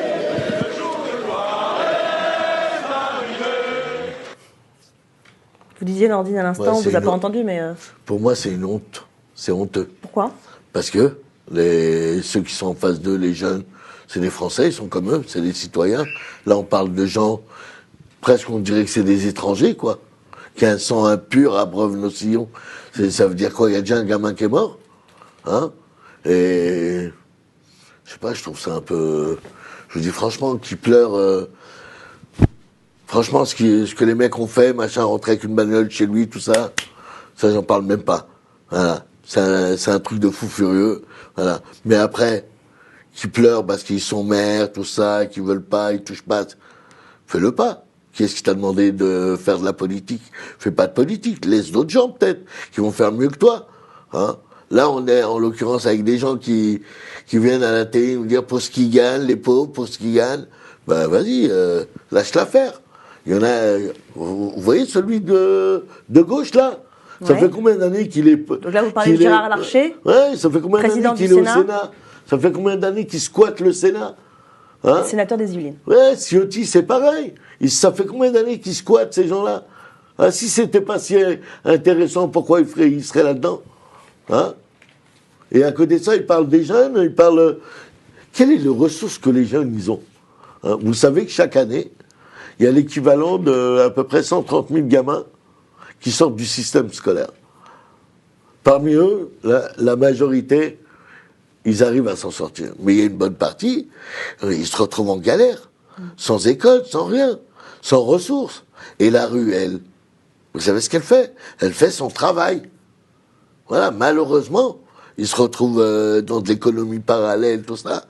Mais bon, dans les quartiers, on a du mal à tendre la main comme ça. Mando, vous, ces images-là, vous les comprenez ? Ce défilé-là, vous le comprenez ? Ce défilé-là, au vu de ce qui s'est passé, franchement, en plus, j'ai vu... En fait, j'aimerais savoir, est-ce que c'est les émeutiers qui ont fait ça ou pas déjà ? On ne sait pas. Jusqu'à présent, on ne sait pas si c'est des émeutiers ou non qui l'ont fait, la voiture bélier et puis... Il y a effectivement un doute. Effectivement, il y a un doute aujourd'hui. Il y a une enquête. Et le Canard enchaîné parle d'un possible lien avec des trafiquants de drogue, mais voilà, une vengeance des trafiquants de drogue, mais on ne sait pas. On ne sait pas jusqu'à présent, donc on peut dire si ça, voilà, sur ça, on... Les mecs, J'ai pas de choses particulières à dire sur ça. Mais est-ce que vous trouvez que c'est opportun de faire ce genre de défilé, ou est-ce que tout simplement vous comprenez que, au vu de ce qui s'est passé, peu importe l'origine de l'acte, vous comprenez que ces maires-là décident de se rassembler? Moi, je dirais que c'est opportun. Je dirais que c'est opportun. Voilà. Il ne faut pas attendre qu'il se passe ça pour pouvoir réagir dans les rues et tout. Vous êtes des maires, vous représentez la ville. Mettez les conditions. C'est tout ce qu'on demande. On ne demande rien d'autre. Et on demande la justice pour tous. Tout ce qu'on demande dans les quartiers. On n'est pas là pour essayer de créer du tort à autrui. Voilà. On est déjà dans des difficultés au quotidien. C'est pas pour en rajouter plus. Maintenant, après, en ce qui s'agit de cette marche-là de soutien à la Les Roses, après, j'ai pas grand-chose à dire dessus. Je suis pas... Voilà, je suis déjà endeuillé avec mon petit frère que j'ai perdu. Voilà, donc je pense qu'au niveau émotion, je suis déjà assez rempli là. Donc, vous auriez préféré qu'il puisse plutôt défiler à la mémoire de Naël? Exactement. Voilà. Ce qui n'a pas été fait. Hein. Il n'y avait que le maire de Gennevilliers, je crois, et le maire de Nanterre. Une minute de silence à l'Assemblée nationale, fait assez rare. Une minute de silence, hein, fait assez rare pour être souligné dans ce cas de figure, hein, de bavure policière. Ahmed Dazir, vous, ces images?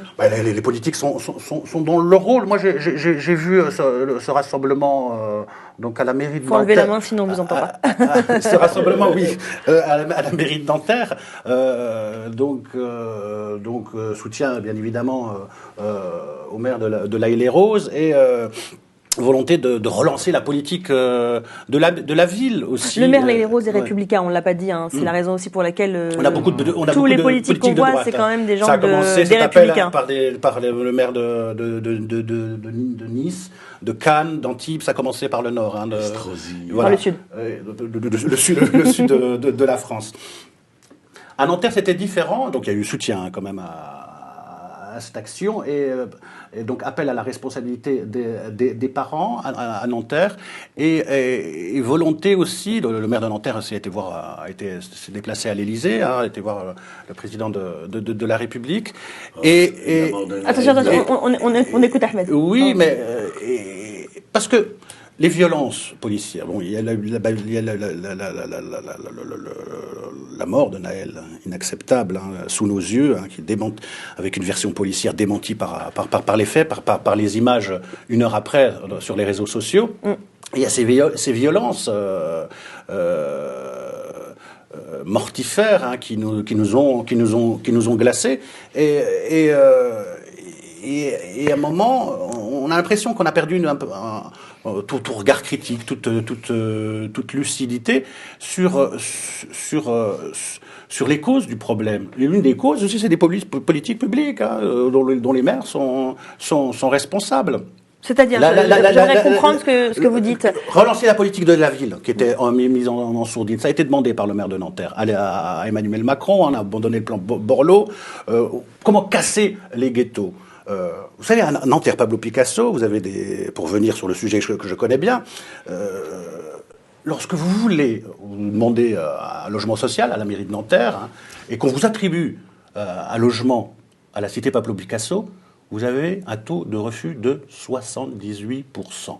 C'est-à-dire 8 personnes sur 10 ne veulent pas habiter au Pablo Picasso. Pourquoi? Bon, tous les problèmes dont je vous ai parlé tout à l'heure, hein, les problèmes sociaux, le trafic de drogue, faudra qu'on en parle. Moi, les gens me disent, parlons-en, faudra qu'on en parle. Faut pas se voiler la face, on va pas faire une émission bisounours non plus. Les gens me disent, moi, je vais pas dans ces quartiers parce que, regarde l'exemple que ça donne à mes enfants. Moi, j'ai envie que mes enfants grandissent, on croit beaucoup à l'école, hein, qu'ils réussissent à l'école, hein, qu'ils puissent faire les métiers qu'ils veulent en réussissant à l'école. Et quel exemple je vais donner à ces jeunes, à mes enfants, quand on voit des jeunes vers 15 heures, qui se réveillent vers 15 heures, commencent à faire les guetteurs, à vendre du cannabis jusqu'à 18 heures, jusqu'à tard dans la soirée. C'est quoi l'exemple? Non, jamais pour mes enfants, impossible. Donc, taux de refus, donc 78%, vous vous rendez compte? Moi, je fais le grand écart. Je travaille à l'Assemblée nationale, donc je passe... quitte Pablo Picasso à 8h du matin pour arriver à 10h à l'Assemblée nationale. Là, je rencontre Jean-Michel Fauvergue. C'est le patron, c'est le monsieur police de La République En Marche, ancien patron du RAID, hein, donc Exactement. député La République En Marche, monsieur police. Je lui pose la question, donc au maquillage, comme ça, informellement, hein, sur Nanterre, Pablo Picasso. Il connaît le sujet. Pourquoi vous intervenez pas? Pourquoi vous laissez faire le trafic? J'ai jamais compris. J'y habite depuis 25 ans. On a toujours laissé faire. Il y a eu un déni total. Pourquoi? Sa réponse, elle m'a laissé pantois. Vous savez, Ahmed, il me dit, on a fait l'analyse, le bilan coût-avantage, et il est défavorable. C'est-à-dire, si on intervient, ce sera pire que si on n'intervenait pas. Ce sera la poudrière. Ce serait on ouvrirait la boîte de Pandore pour utiliser une métaphore mythologique. Voilà, on laisse faire. Et ça ne fait pas avancer le schmilblick, parce que vous avez ce trafic, vous avez les gens qui veulent... vous avez les jeunes qui gagnent de l'argent facilement pour rien. Ça fait vivre aussi des familles. Et vous avez des gens qui désertent, et vous avez donc un ghetto qui se crée. Donc ce que vous dites là... Et donc un laisser-aller des autorités. Le monsieur, il est député. Hein. Voilà. Donc ce que vous dites là, Ahmed, et c'est la question que je voulais vous poser, Mado, c'est est-ce qu'ils sont responsables de ce que Ahmed est en train de décrire là? Tous ceux-là là, qui ont les défilé. élus, ils ont une part de responsabilité. Faut se le dire. Ils ont une part de responsabilité parce que, voilà, comme je l'ai répété, ils ne mettent pas les conditions pour. Mais sur le trafic de drogue? Sur le trafic de drogue, franchement, sur ce sujet-là, j'ai pas de commentaire à appuyer dessus. Je vous dis honnêtement. Je peux vous comprendre. Donc après, sur ça, voilà. Je préfère mettre ça de côté, mais après, en parlant de la ville et des précarités qui règnent dans les quartiers, etc. et tout, voilà, ils ont une responsabilité dans ça, ils le savent. Ils le savent qu'ils ont une responsabilité dans ça, parce que, voilà, comme il l'a dit, il y a beaucoup d'échecs scolaires, etc. et tout. Donc, il faut mettre des conditions pour que c'est les plus jeunes qui viennent derrière nous aient un confort de vie assez stable. Voilà, on veut tous s'en sortir. Hein. Je pense que, je ne sais pas si ils le voient ou ils l'entendent ça, mais on a envie de s'en sortir. On a envie de s'en sortir dans certains quartiers. Et ce qui est dommage, hein, parce qu'ils mettent toujours en avant le mauvais côté. Il y a des artistes, il y a des footballeurs, il y a des... Et voilà, il y a des entrepreneurs, il y a des docteurs, il y a des chirurgiens. Des infirmiers. Voilà, moi, quand je vois zone interdite, c'est... immersion dans une cité assez chaude. Pourquoi ils ne montent pas les avocats, tout ça, les personnes respectables? Je n'ai jamais eu d'émission comme ça où justement ils montrent le beau comté des quartiers et des cités. Il y en a, mais elles ne sont pas suffisantes. Voilà, elles ne sont pas assez médiatisées. Voilà, ça ne fait pas assez vendre. Voilà, c'est pas... Voilà, donc, un des principes des reportages, c'est qu'on ne parle pas des trains qui arrivent à l'heure. On parle toujours du train qui arrive à l'heure. C'est un peu dommage. Bien sûr, ils ont leur responsabilité, les élus, dans tout ça. Et bien alors voilà, d'autres responsabilités que j'aimerais vous soumettre, c'est un des propos qui ont été tenus par une sénatrice, Jacqueline Eustache-Brignot, qui, vous allez l'entendre, a tenu ses propos très précisément. C'était ce mercredi 5 juillet 2023. Vous allez me dire, la plupart des gens qui ont été arrêtés sont français, d'accord, mais ça ne veut plus rien dire aujourd'hui. Ils sont comment français? Bonsoir Madame la sénatrice. Ça veut dire quoi, ils sont comment français?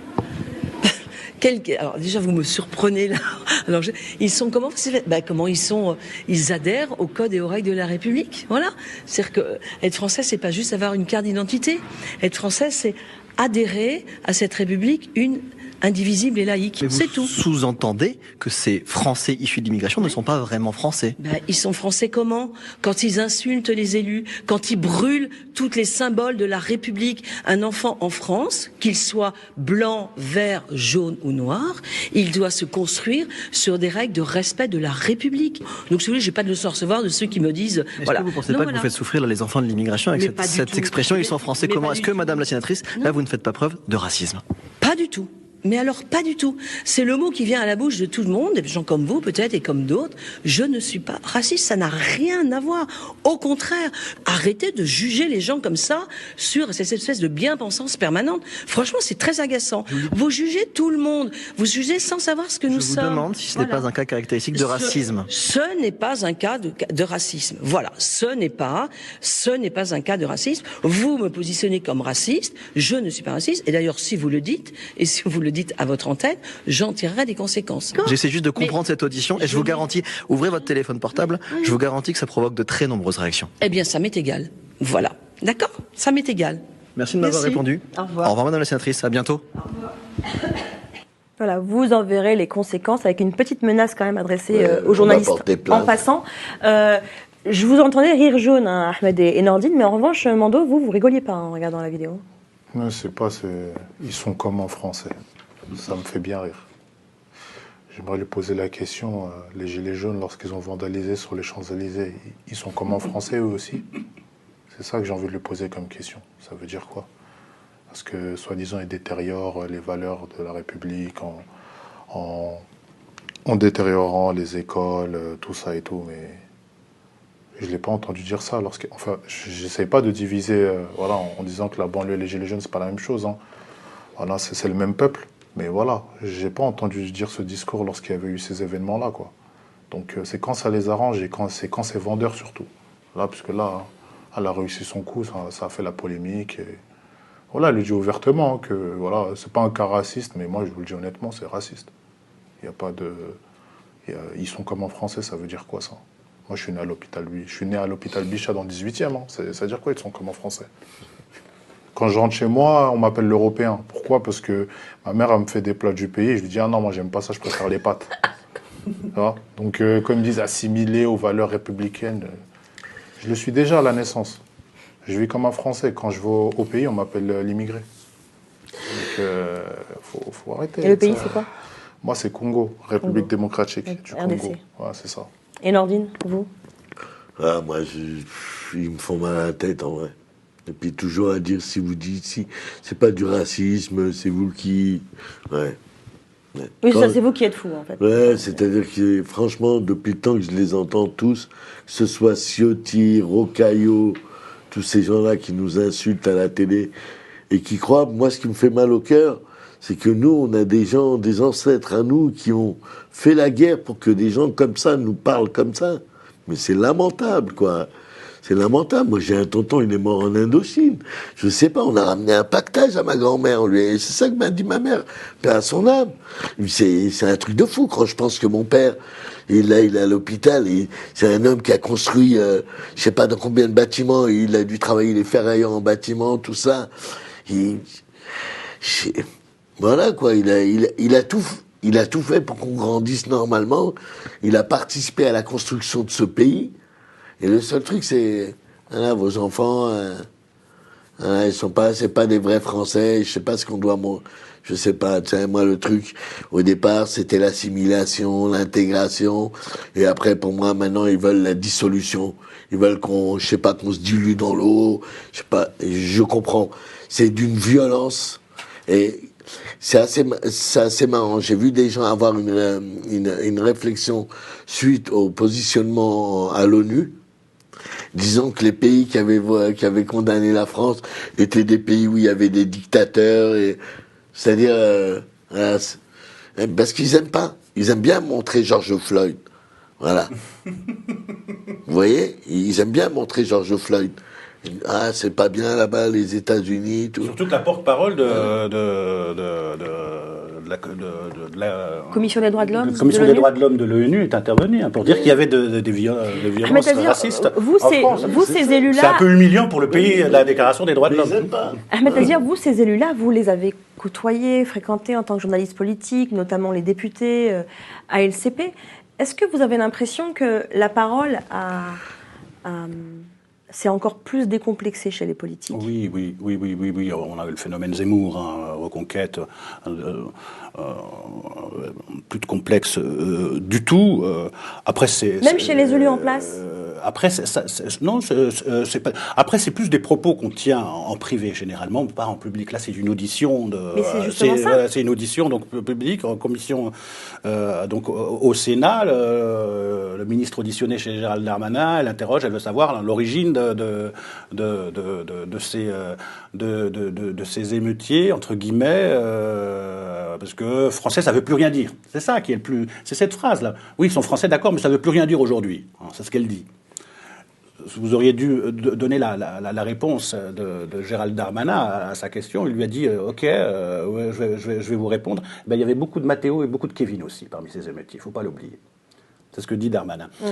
Et voilà, elle veut parler d'immigration alors qu'ils sont français. Le ministre lui rappelle qu'ils sont nés sous Chirac, hein, donc alors qu'elle a élu les Républicains, donc qu'elle se calme un peu. Et de quelle politique migratoire, sur quelle politique migratoire elle veut travailler, puisqu'ils sont là en France. Ils étaient donc on ne peut pas parler de. Vous pouvez peut-être parler d'intégration, peut-être à défaut, mais pas de politique migratoire. Donc elle est totalement hors sujet.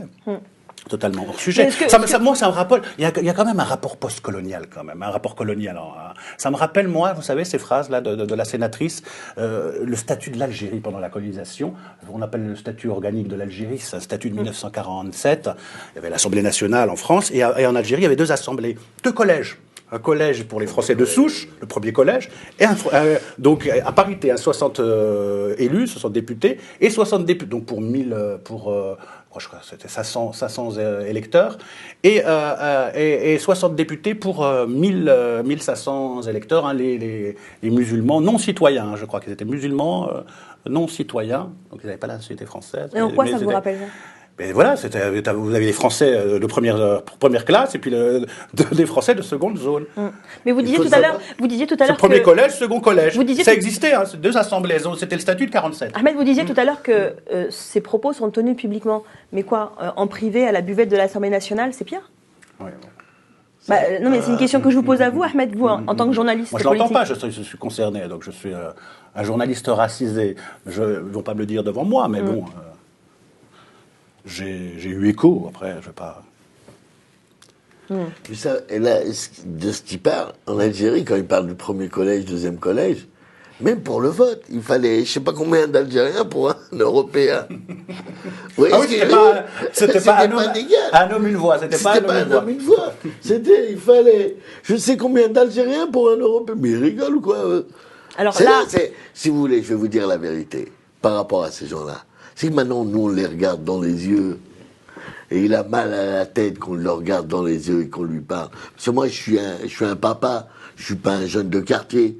J'ai été jeune à un moment, mais là, ces gens-là, voilà. Elle, je crois qu'elle est de Garches, Garches-les-Gonesse. Je connais un peu là-bas, hein. Bref, franchement, je la trouve lamentable. Et il n'y a pas plus français que les petits dans les quartiers. Il suffit de les voir des fois au bled.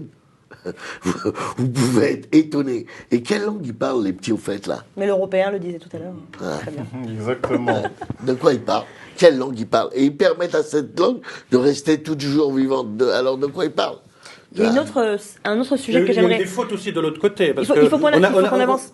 On a eu un communiqué du ministère algérien des Affaires étrangères disant faites attention, ce qui arrive à Naël, c'est inadmissible, c'est un citoyen algérien, alors qu'il est citoyen français, pour le coup, en France. Donc, des deux côtés, il faut surveiller. À chaque fois, on essaie de s'accaparer l'histoire pour l'utiliser. Sur le sujet du racisme, il y a une autre séquence que j'aimerais aborder avec vous avant la fin de l'émission. C'est celle du racisme dans la police. Et c'est ce que tente de faire la journaliste et réalisatrice Rokhaya Diallo. Nous sommes sur le plateau de BFM TV le 28 juin 2023. Et regardez à quel point c'est compliqué d'aborder ce sujet sur ce plateau. Responsable d'une mise, pas toujours, non, pas toujours. Non, il y a des personnes qui peuvent craindre la police. Voilà, il faut savoir pourquoi. Je vous rappelle. Alors, si vous voulez savoir pourquoi une jeune personne d'origine nord-africaine a peur de la police en France, je peux vous donner les chiffres du défenseur des droits. Je peux vous dire en tout cas pourquoi il y a des personnes qui peuvent avoir peur de la police dans ce pays. Le défenseur des droits a produit une documentation qui est disponible pour toutes les personnes qui nous regardent aujourd'hui. Laissez-moi juste terminer et donner les chiffres. Si on est un jeune homme perçu comme étant noir ou d'origine maghrébine, on a 20 fois plus de risques d'être contrôlé par la police que si on ne l'est pas. On sait que le défenseur des droits a aussi produit ça explique que certaines populations puissent avoir des craintes vis-à-vis de la police. Ça explique aussi qu'il y a une... C'est pas toujours le cas de tout le monde. On a parlé de Michel Zecler, c'était un homme de 40 ans qui était noir. On peut parler aussi de cette jeune femme qui est morte l'année dernière à Barbès.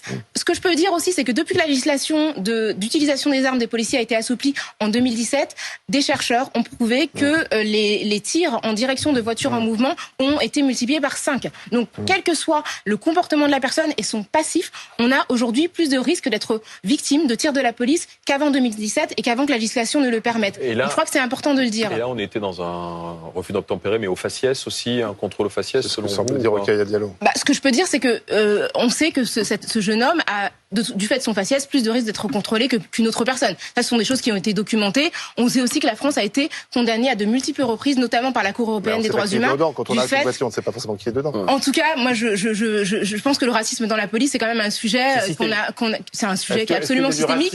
Et la France, c'est systémique. On peut pas dire qu'il n'y a pas de racisme dans la police en France. Ça a été démontré à de plusieurs reprises. C'est systémique. Il y a un racisme qui est systémique. D'accord, systémique. Oui, tout à fait. Voilà. Dans la police française. Je vais pas partir là-dessus. C'est pas le sujet du jour. Je vais pas partir là-dessus. Si vous voulez, mais en tout cas. Non, mais je vous le dis tout de suite. C'est pas le sujet du jour. Vous disiez, Ahmed, vous entendez dire c'est incroyable, c'est hallucinant. C'est quoi qui est hallucinant selon vous là dans cette séquence, Ahmed Tazir? Le déni du journaliste, le déni, le tabou de la police.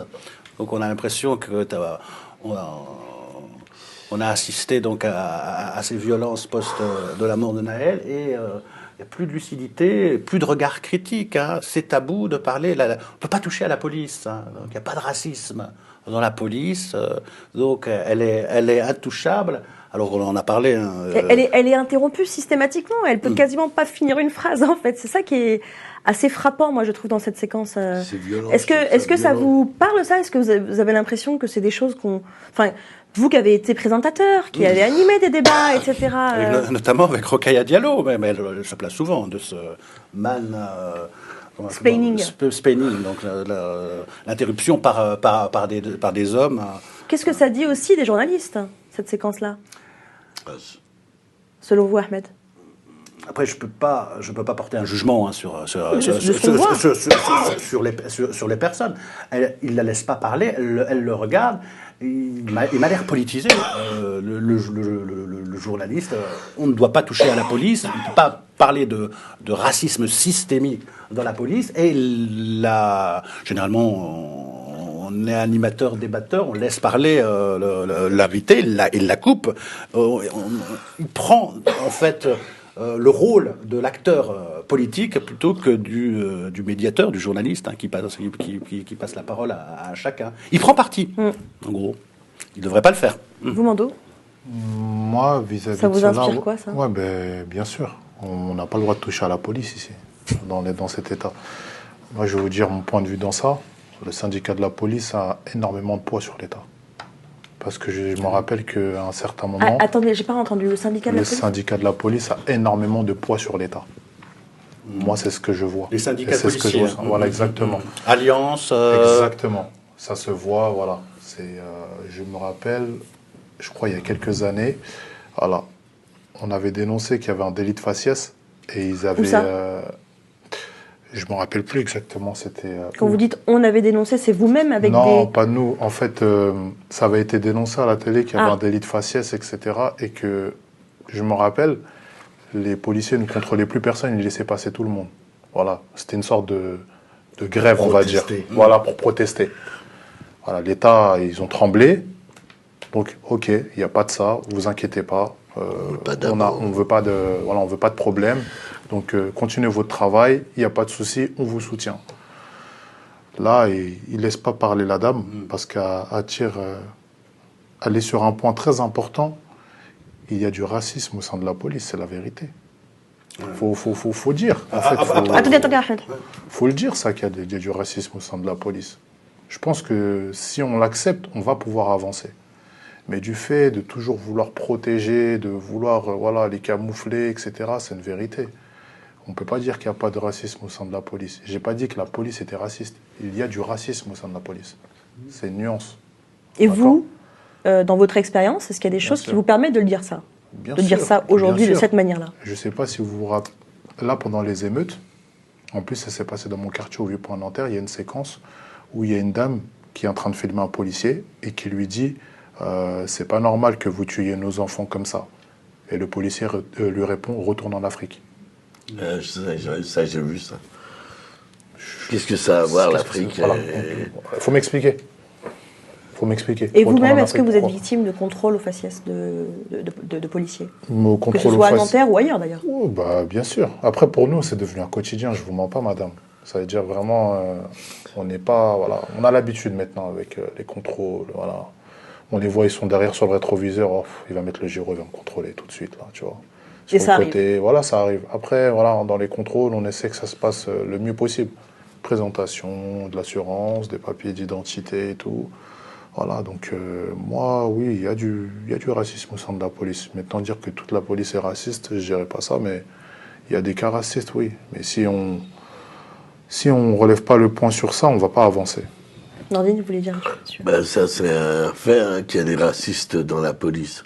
C'est pas de ma faute à moi. Il y a le fameux communiqué du syndicat Alliance qui a été publié il y a quelques jours, on va peut-être le voir à l'antenne. Les nuisibles. Qui est assez violent, effectivement. Les nuisibles. Vous savez ce que c'est un nuisible? On est d'accord tous là autour de la table. Voilà, on le voit. Un nuisible, c'est un rat. Attendez, je vais juste le lire, Nordine, pour qu'on puisse vraiment tous comprendre de quoi on parle. Donc, communiqué du syndicat Alliance et une Sapolice qui a été publié le 30 juin dernier. Face à ces hordes sauvages, demander le calme ne suffit plus, il faut l'imposer. Et puis ensuite, l'heure n'est pas à l'action syndicale, mais au combat contre ces nuisibles, entre guillemets. Et puis enfin, à la fin, aujourd'hui, les policiers sont au combat car nous sommes en guerre. Demain, nous serons en résistance et le gouvernement devra en prendre conscience. Ça, c'est quoi, en fait? Ça, c'est quoi? C'est un appel à la guerre, ça. C'est une pression au sein de l'État. C'est pour dire, en gros, voilà... En plus, ils emploient le terme « on est en guerre ». En guerre avec qui? Des propos. En guerre avec qui? Je comprends pas, là. Guerre avec qui? Il n'y a pas de guerre. Pour nous, on est là, on essaie de réclamer justice. Il n'y a pas de guerre avec la police. On ne se dit pas on va sortir dehors pour faire la guerre contre les policiers. Donc là, en fait, ils sont en train de mettre la pression à l'État en leur faisant comprendre que, voilà, en gros, si vous n'êtes pas de notre côté... Moi, c'est ce que je comprends. On est en guerre avec... ça veut dire quoi? Ça fait peur de voir ce genre de communiqué comme ça et tout. Je sais pas, faut faire quelque chose. Ça peut pas rester comme ça. Ça va être de pire en pire. Hein. Ça va être de pire en pire. Pour moi, si l'État ne fait pas son devoir de pouvoir, voilà, de pouvoir faire une justice égale au sein du peuple comme au sein des policiers. Voilà. Là, j'ai vu il y a un jeune homme ou une jeune femme, je ne sais plus quoi. Il a pris 10 mois ferme pour une canette de Red Bull. D'accord? Pour avoir volé une canette de Red Bull durant les pillages qui ont fait pour moi, je trouve ça excessif. Il a fait tomber son sursis. Il avait un sursis. Il était en sursis déjà. Il était en sursis déjà, donc il a fait tomber son sursis. Oui, bien sûr. Mais bon, 10 mois ferme pour une canette, c'est énorme. Nordine, vous voulez dire quelque chose sur à la fois le racisme dans la police et ce communiqué? Le racisme dans la police... J'avais quoi? Je devais avoir... c'est en 84, février. À ma naissance, je suis né en 84. Voilà, février 84. On se retrouve au commissariat qui est situé tout en bas à la préfecture de Nanterre. Ce jour-là, on proteste sur l'interpellation. On voulait savoir le motif. Donc on s'est mis en rond face à eux. Et on ne voulait pas rentrer dans les cellules. Il faut savoir que les cellules, en bas, c'est du plexiglas, c'est pas des barreaux. C'est du plexiglas. Dans une des cellules, il y a une toilette. Et on a un brigadier qui a donné l'ordre de nous faire rentrer. Nous, on ne se laissait pas forcément faire. Et ils ont utilisé le gaz. Ils ont même utilisé le gaz dans les cellules. On en avait un qui nous traitait de bougnoul, sale arabe, et qui gazait en même temps. Donc, moi, quand les petits me parlent de la police, des contrôles, tout ça, j'ai pas besoin qu'ils m'en parlent. Je sais que c'est vrai. Et que la réalité, c'est que ces policiers-là, peut-être j'ai entendu que l'avocat du policier qui a tiré reconnaît que dans la police, faire sanctionner des policiers, c'est compliqué. Hein. Mais c'est ça la vérité. La vérité, c'est ça. C'est qu'on a quelques policiers qui pourrissent. Je vais la faire comme eux le font. Hein, c'est-à-dire nous avons quelques policiers dans la police qui pourrissent l'ambiance des policiers, un peu comme eux ils disent que dans les quartiers. En vérité, le problème, C'est qu'on a des policiers qui sont dépositaires d'une autorité qui n'a rien à voir avec les petits. Les petits, c'est des enfants, voilà, ils sont dépositaires de rien du tout. Mais vous, qui êtes dépositaire de l'autorité publique, tout ça, on peut leur donner nos libertés entre les mains à ces gens-là. Et à ces gens qui ont fait le communiqué. Oui, mais justement, ceux-là, en vérité, ils devraient être poursuivis. Parce que... Il n'y a pas eu de condamnation du pouvoir politique. C'est des bâtons de guerre. En vérité, ils ne savent pas. Nous, on est des enfants de tirailleurs, de combattants, qui ne se trompent pas sur nous. Nous, on n'est pas dans la collaboration. Nous, nos ancêtres, ils ne sont pas dans la collaboration. Nous, nos ancêtres, ils ont combattu pour que la France, elle puisse continuer à parler français. Qu'ils n'oublient pas, ces gens-là. Un communiqué donc aux accents guerriers qui n'a pas été condamné. J'ai pas vu de condamnation du pouvoir politique, de politique, oui, de l'opposition, mais du pouvoir en place politique, pas de condamnation de ce communiqué d'alliance et d'UNSA. Et qu'est-ce que ça dit du coup du rapport de la politique et du pouvoir politique actuel? Moi, ces propos face aux hors de sauvage, nuisibles, c'est les mots d'Hitler, les nuisibles, et pas de condamnation, ça conforte l'accusation de racisme systémique et de violence systémique parmi les forces de l'ordre. Ça conforte cette accusation. Voilà. Après, il y a un déni, on ne parle pas, c'est tabou, on ne parle pas des violences. On a posé la question au préfet de police de Paris, Laurent Nunez, il n'y a pas de racisme. Il n'y a pas de racisme dans la police, il dit Laurent Nunez. On a l'impression que c'est un tabou d'en parler. Moi, j'ai posé la question à un Nanterre. Jean disent c'est raciste systémique. Si c'est l'institution, oui, peut-être l'institution, elle est peut-être pas raciste, tout ça. Mais il y a des policiers racistes, ça c'est sûr. Ça, on en a la preuve. Il y a pas de souci. Il y a un débat qu'on n'a pas sur la baisse drastique du niveau de recrutement des policiers et de formation des policiers. Il faut voir le niveau des policiers qu'on a en face de ces jeunes. Et puis la part du vote d'extrême droite parmi ces policiers, le vote d'extrême droite hyper important parmi les forces de l'ordre. Ça aussi, on n'en parle pas. C'est toujours tabou. Dernière séquence que j'aimerais vous montrer avant la fin de l'émission. Ça me semblait important en votre présence, Nordine Izlasny, c'est votre invitation à l'émission de Bal et Masques. On était le 24 novembre 1992, c'est-à-dire il y a 21 ans. 31 ans 31 ans. 31 ans. Je suis désolée de oublier encore mais plus. Mais tu peux dire 20, c'est bien. Alors, 21 ans pour vous faire plaisir, mais en vrai, 31 ans. Face à Mireille Dumas, exactement. Et écoutez les propos, on a l'impression qu'on pourrait exactement tenir les mêmes aujourd'hui en 2023. Malheureusement. De la justice, de la police et des rapports dans le quartier. Alors, Nordine.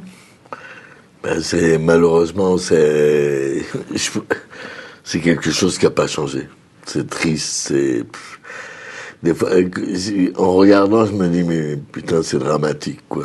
Et encore plus dangereux. Parce que quand j'entends des policiers parler comme ça, je me dis,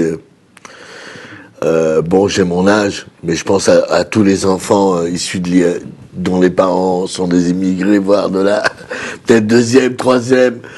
Nous, on est au moins 4 générations ici, quoi. Il y a des enfants qui sont issus de l'immigration, là, toute récente. Il y en a encore.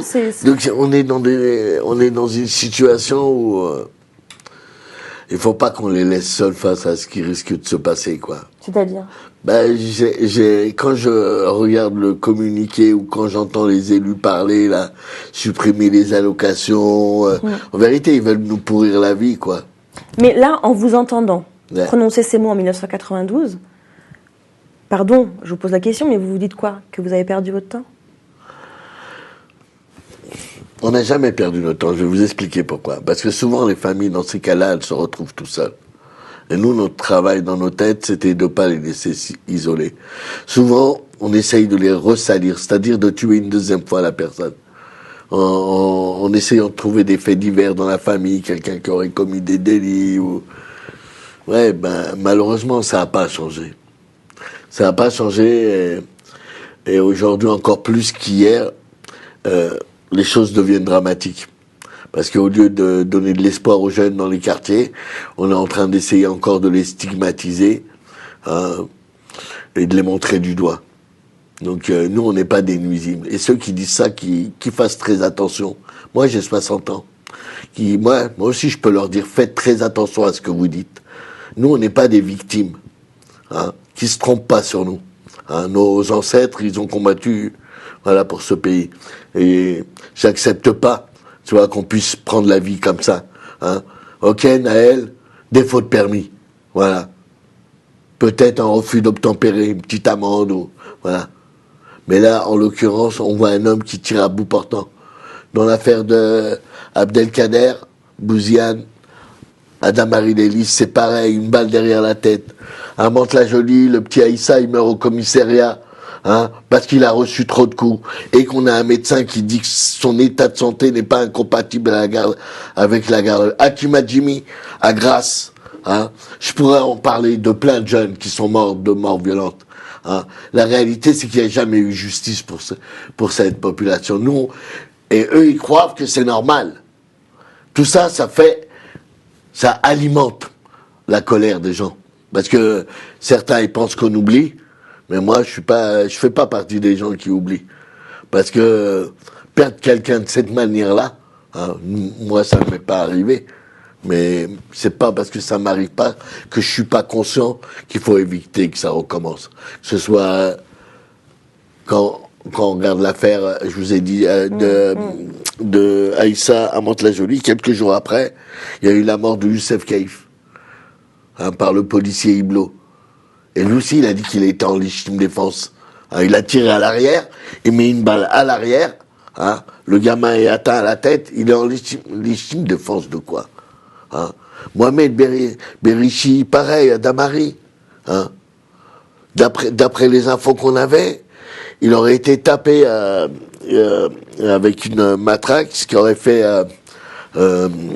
bouger son scooter, et il s'est cogné la tête au sol. Mais ils n'auraient pas fait ça. Ben, ça serait pas arrivé comme ça. Il y a eu des émeutes à ce moment-là. Quand on a des gamins qui sont dans des conduites, entre parenthèses, comme on dit en prévention, à risque, ben on essaye de trouver des moyens pour faire en sorte, les gamins qui font de la bécane comme ça, et ben trouver des gens qui les emmènent dans des terrains pour faire de la bécane, pour, je sais pas, leur donner peut-être d'autres espoirs. Mais là, en l'occurrence, je suis inquiet pour cette génération-là, parce que quand j'entends les gens parler comme ça, on a l'impression qu'on est leurs invités sur Terre. Ahmed Tézir, cette image-là de Nordine, il y a 31 ans, 32 ans. Alors, beau gosse déjà, hein, Nordine, pas mal, hein. Les yeux, et tout ça, on ne le voit pas maintenant, mais bon, c'est une immigrée algérienne, voilà, et un immigré algérien aussi, voilà. On a l'impression aussi, c'est triste, d'un éternel recommencement, quoi. Ouais. Ça me rappelle la une de Libération là, récemment. J'avais lancé des cailloux en 2005 pendant les émeutes. Mon fils, laisse tomber, ça sert à rien. Ça sert à rien, ne casse pas, ça sert à rien du tout. Oui, c'est un père et son fils. Le père avait participé aux révoltes en 2005. Voilà, ouais. Son fils a participé à celle d'aujourd'hui. Et son père lui dit, ça sert à rien de lancer des cailloux. Ça sert à rien de lancer des cailloux. Puis en plus, ça fera pas reverser le schmilblick. Donc c'est triste. Mando, après, il faut rester optimiste. Hein. Moi, je suis plus optimiste. Faut casser les ghettos. C'est ce que vous disiez tout à l'heure. Mando, j'aimerais quand même vous entendre. Sur ce que vous avez entendu de Nordine il y a 31 ans. Vous disiez que vous ne l'aviez pas reconnu, alors même que vous aviez vu passer la vidéo sur les réseaux. J'ai vu cette vidéo là il y a quelques jours via les réseaux TikTok, Snap. On se les a tous échangés parce que c'était de belles paroles, ça nous a touchés. Et là, je me rends compte. Pourquoi ça vous a touché ? Parce que ça date pas plus maintenant, quoi. Moi, je suis né en 91. L'année d'avant. Exactement. Juste avant, voilà. Donc, j'avais 1 an, en fait. Le combat, il date depuis, voilà. Je viens d'appeler une lettre que les gens étaient déjà mobilisés et qu'on arrive en 2023, ça n'a toujours pas changé. Alors, qu'est-ce que ça vous... 1983. Qu'est-ce que ça vous inspire, le fait que... Je sais même pas s'il y a de l'espoir ou je sais même pas. Ce que je me dis, ça date d'il y a 30 ans quand même. Et jusqu'à aujourd'hui, il n'y a pas eu d'évolution. C'est pire. Ça augmente au lieu de diminuer. Donc, je me dis, waouh, je sais pas, comme il a dit, pour les générations futures, j'ai bien peur. Hein. Ça fait peur. Ouais, vous êtes assez pessimiste quand même, tous les deux. Je vais vous dire la vérité. Parce qu'on a des gens en face de nous. On est, sans être méchant, parce que nos origines nous rattrapent aussi. Moi, je suis d'origine algérienne, lui, il est d'origine congolaise. Entendre les gens parler comme ça, on a l'impression qu'ils veulent rester qu'en France. Hein? Et pour moi, c'est d'une violence que... Elle me fait peur, cette violence-là. Parce que, tu sais, c'est des fachos, quoi. Ils font les malins, mais voilà, c'est des racistes. Hein? Et pour moi, j'ai pas envie que les futures générations soient les victimes de ces gens-là. Hein. Et on va tout faire pour que ce soit pas les victimes de ces gens. Ces gens-là, ils doivent être poursuivis. Ils doivent être jugés. Hein? Ils aiment bien quand ils disent que les jeunes, ils les insultent. Au fait, pour information, il y a combien de policiers qui meurent dans nos quartiers? S'il vous plaît, dites-moi, un chiffre. Je veux un chiffre là maintenant. Voilà. Vous êtes là, vous savez, il y en a pas. Et quand tu les entends parler, on a l'impression ils voulaient tuer du policier, ils voulaient se payer des policiers. Hein? Ils mentent, c'est des menteurs. Hein? Parce que la majorité du temps, les gens ils respectent tant que ça se passe normal. Et à l'inverse, ils diront les policiers, c'est normal qu'il se passe rien, on ne rentre pas. C'est on ne rentre pas. C'est le discours qu'on entend. On rentre pas dans les coins des banlieues. Bien. Quand ils veulent, ils rentrent. Celui qui me dit rentre pas dans son quartier, c'est de la flûte. Quand ils veulent, ils rentrent. Ils viennent le matin de bonne heure, ils pètent les gens c'est une plaisanterie. Mais ça marche pour qui? Pour les populations qui sont dans le monde rural, à la campagne. Quand ils entendent ça, ils ont l'impression que c'est vrai, que les policiers, ils rentrent pas dans le quartier. Ils peuvent pas. Mais non, ils rentrent quand ils veulent, matin, midi et soir. Et ça, les gens, ils peuvent écouter la mixtape Justice en banlieue. Ça, je le dis aussi. Un dernier mot peut-être pour vous, Mando. Si vous avez envie de dire une dernière chose avant la fin de l'émission. Très importante, voilà, c'est toujours à rendre un bel hommage à ce petit qui n'a rien demandé, à toute sa famille qui est en train d'endurer, qui passe une dure épreuve. Voilà, moi j'apporte le soutien total. Et aussi à toutes ces personnes qui ont subi des bavures policières, c'est très important de le souligner, et qu'il y ait une justice à ça. Il ne faut pas que ça reste impuni. Voilà, c'était le dernier mot que j'avais à dire sur ça. Eh bien, merci beaucoup à vous. Merci Ahmed, merci Nordine. Merci à vous. Merci à tous les trois d'avoir accepté notre invitation. Je vais vous remercier parce que quand même venir pour pouvoir parler de ce sujet-là, c'est rare. Et en plus, on a eu le temps d'en parler. Ouais, c'est rare. C'est vraiment rare parce que il y a des gens vraiment, ils prennent parti. Voilà, automatiquement, ils sont contre les jeunes pensant que, voilà. En tout cas, c'est rare pour nous, mais c'est précieux pour nous. Merci beaucoup de nous avoir suivis. Rendez-vous la semaine prochaine pour un nouveau numéro d'Arrêt sur Image.